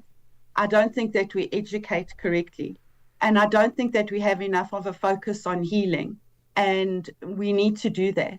I also think that if we're going to go the justice route, then justice needs to be justice, right? So there's a lot of things that we can do. And one of the ways that, well, actually two of the ways that we as Tears Foundation are addressing that is the one, we have a Speak Up program, which is a video-based program, educational program that's data-free, that can be accessed through our USSD number. And that is *134 *7355#. And there you can view these videos that talk to young people about things like consent, pregnancy, STIs, all sorts of things. And the sad thing is, the one that really gets looked at a lot is depression. So parents can go look at that, children can go look at that. Courageous conversation and teaching people how to navigate life is really important. And then our other prong on that is to do training sectorally with GBV first responders in South Africa and actually educate them how to bridge the gap between academic learning and applying that learning on the ground, in the field, and helping survivors in a way that actually creates real change. Because that is the problem that we're having. The interventions that we have had and we've been doing aren't working. I mean, it's exceptionally difficult to help and reach adult women. It must be twice as hard for children because they don't often have access, easy access to the outside world to cry for help. Yes, I think the thing is also, if we don't encourage children to speak up, right? If we're not having courageous conversation, if we're not talking about these things, if we're keeping them taboo, and I think it's got better, but I think it needs to get a lot better than that even. Because if we're not teaching people that it's okay to speak out about this and there's no shame, and if we're not educating, then those children don't reach out. And there's many reasons why children don't reach out. For instance, we teach children to obey authority, and then we tell them, tell me about it. So it's all about how you speak to your children and what kind of relationships you have inside families. I also think people don't want to believe that someone that is close to them would hurt their children. Did your neighbors know what was going on in your house? No, nobody knew. My own extended family didn't even know. So it was very difficult because it was kept under wraps really, really well. And funny enough, when I did speak up as an adult, a lot of people said we knew there was something going on, but we couldn't quite figure out what it was. So it also depends on what kind of perpetrator you have, right? So my perpetrator kept us isolated. So there was no real way of talking out. And I went to a Catholic convent, so I wasn't really comfortable until in my matric year when I actually disclosed. So I think it's really difficult for children if there's no safe spaces and no places where they know there's not going to be a repercussion to talk out, then often children won't speak out. How do we fix that? I mean, do we have more public campaigns that they have access to, even children's programs, sometimes at the end of the shows that this message gets rolled out to them? Yes, I think we have to have a lot more age-appropriate conversation. But I also think that we need to have places where parents are taught how to handle these things. You know, there's no real parental education around how to keep your child safe, how to spot the signs, how to manage things. And as survivors, it's very difficult. So I will tell you that as a survivor, as a mother, mothering can be very difficult because your own experience of parents is different. So you go in going, I'm not going to let that happen to my child, but you don't actually know what you're looking for. So I think it's very important that we educate across the board, adults and children. But mostly it's very sad that in South Africa we have such great gender-based violence laws and very few people know them, understand them, or know how to implement them. What's the biggest thing you think that needs to be fixed? I think there's two areas, right? So the one area is after the fact. So if you want people to report, we have to have our after the fact systems in place. We need proper, quick DNA. People need to know where to go. People need to be handled properly at police stations. People need to be handled properly by the judiciary. And we have to have swifter justice. Because we're talking about cases that can take up to 8 years. Wow. That's 8 years that a survivor is sitting there waiting for their life is on hold, waiting for the trial to end. Also, we need to address this thing of a survivor needs to perform their pain in order to testify. So a lot of the time, the courts don't want you to get healing or get therapy until you've testified, and it could take 3 to 5 years just to get to testifying while your life is falling apart and you are left so that you perform your pain. I think that is a big problem. I think also that sentencing needs to be addressed, parole and offending, those things need to be addressed.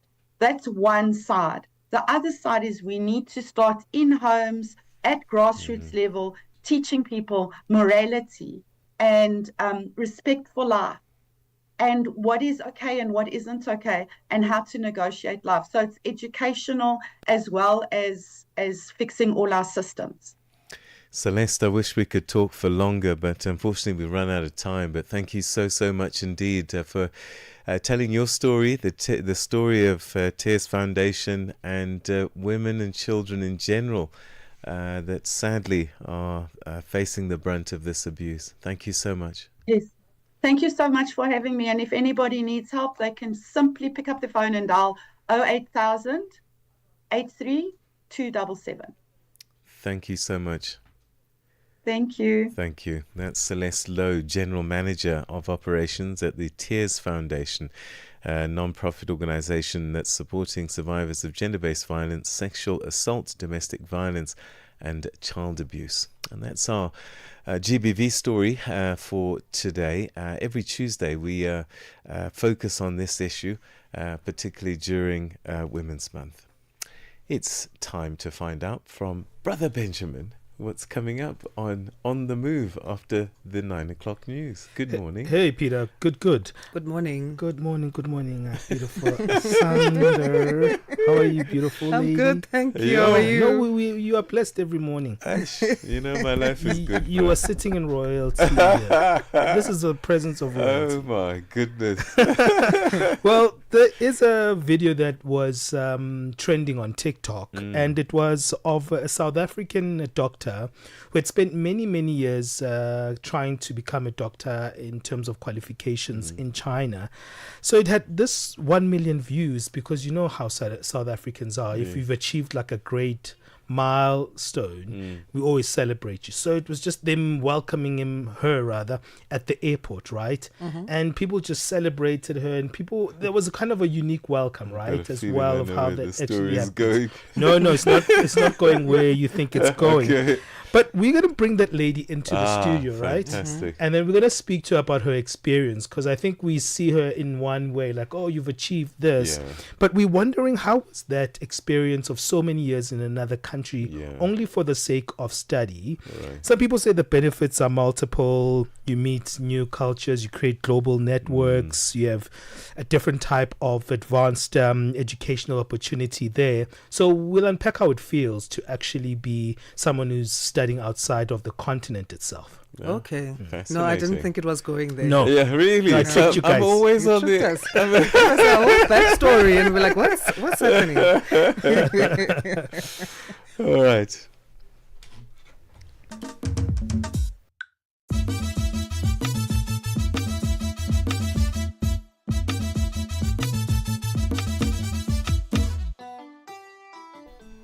That's how we come to the end of today's edition of Rise and Shine.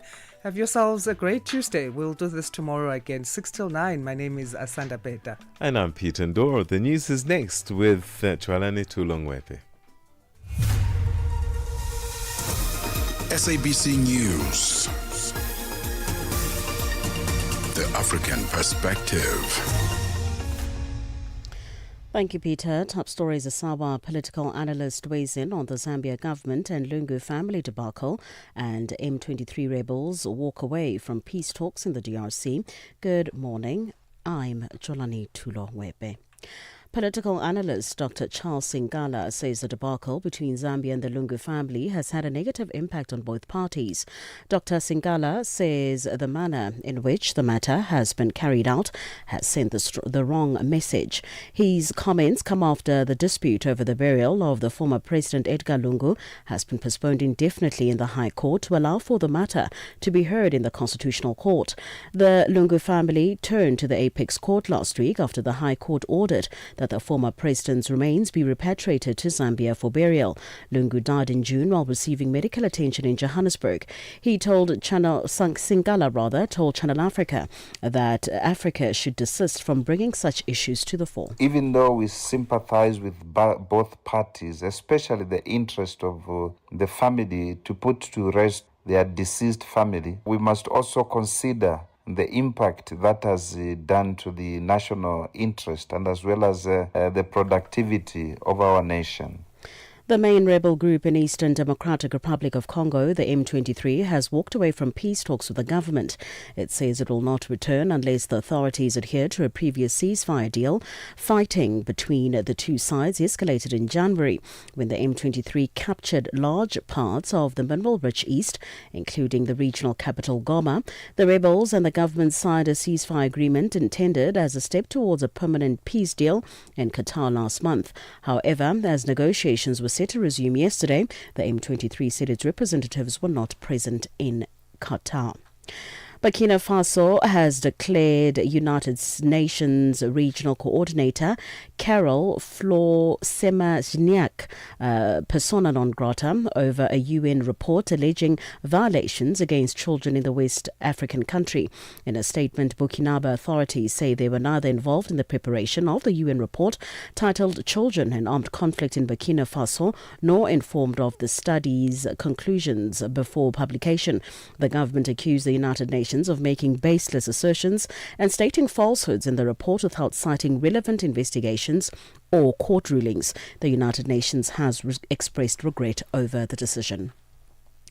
South Africa's Democratic Alliance Party has raised concerns over the delays in finalising the terms of reference for Parliament's ad hoc committee. The committee is looking into allegations raised by KwaZulu-Natal Provincial Police Commissioner Ndandla Mkhwanazi. In July, Mkhwanazi made explosive allegations against the Minister of Police, Senzo Mchunu, who was subsequently placed on special leave, accusing him of interference in policing, shutting down the political killings task team and colluding with organised crime syndicates. DA National Spokesperson Karabo Khachau says Mkhwanazi's allegations are serious, and the longer Parliament delays, the more justice is denied to victims of crime and state capture. The allegations made by General Mkhwanazi involve serious things such as political interference, the sabotage of special task teams, of the terms of references, the caucus taking, and the longer Parliament delays. The more justice is denied to victims of crime and communities living under the weight of such state capture. The people of this country depend on that committee to work well in order for us to know what it is that we're supposed to do. The Chinese Foreign Minister Yi says China and India should regard each other as partners and not rivals. He was speaking after talks in Delhi with his Indian counterpart Subrahmanyam Jaishankar, who said the de-escalation process on the contested border must be carried forward. The two ministers discussed border peace, trade issues and bilateral exchanges, aiming to strengthen cooperation between the two countries. Ahead of the talks, Jaishankar wished for them to be successful. The fight against terrorism in all its forms and manifestations is another major priority. Overall, it is our expectation that our discussions would contribute to building a stable, cooperative and forward-looking relationship between India and China, one that serves both our interests and addresses our concerns. Recapping the top story.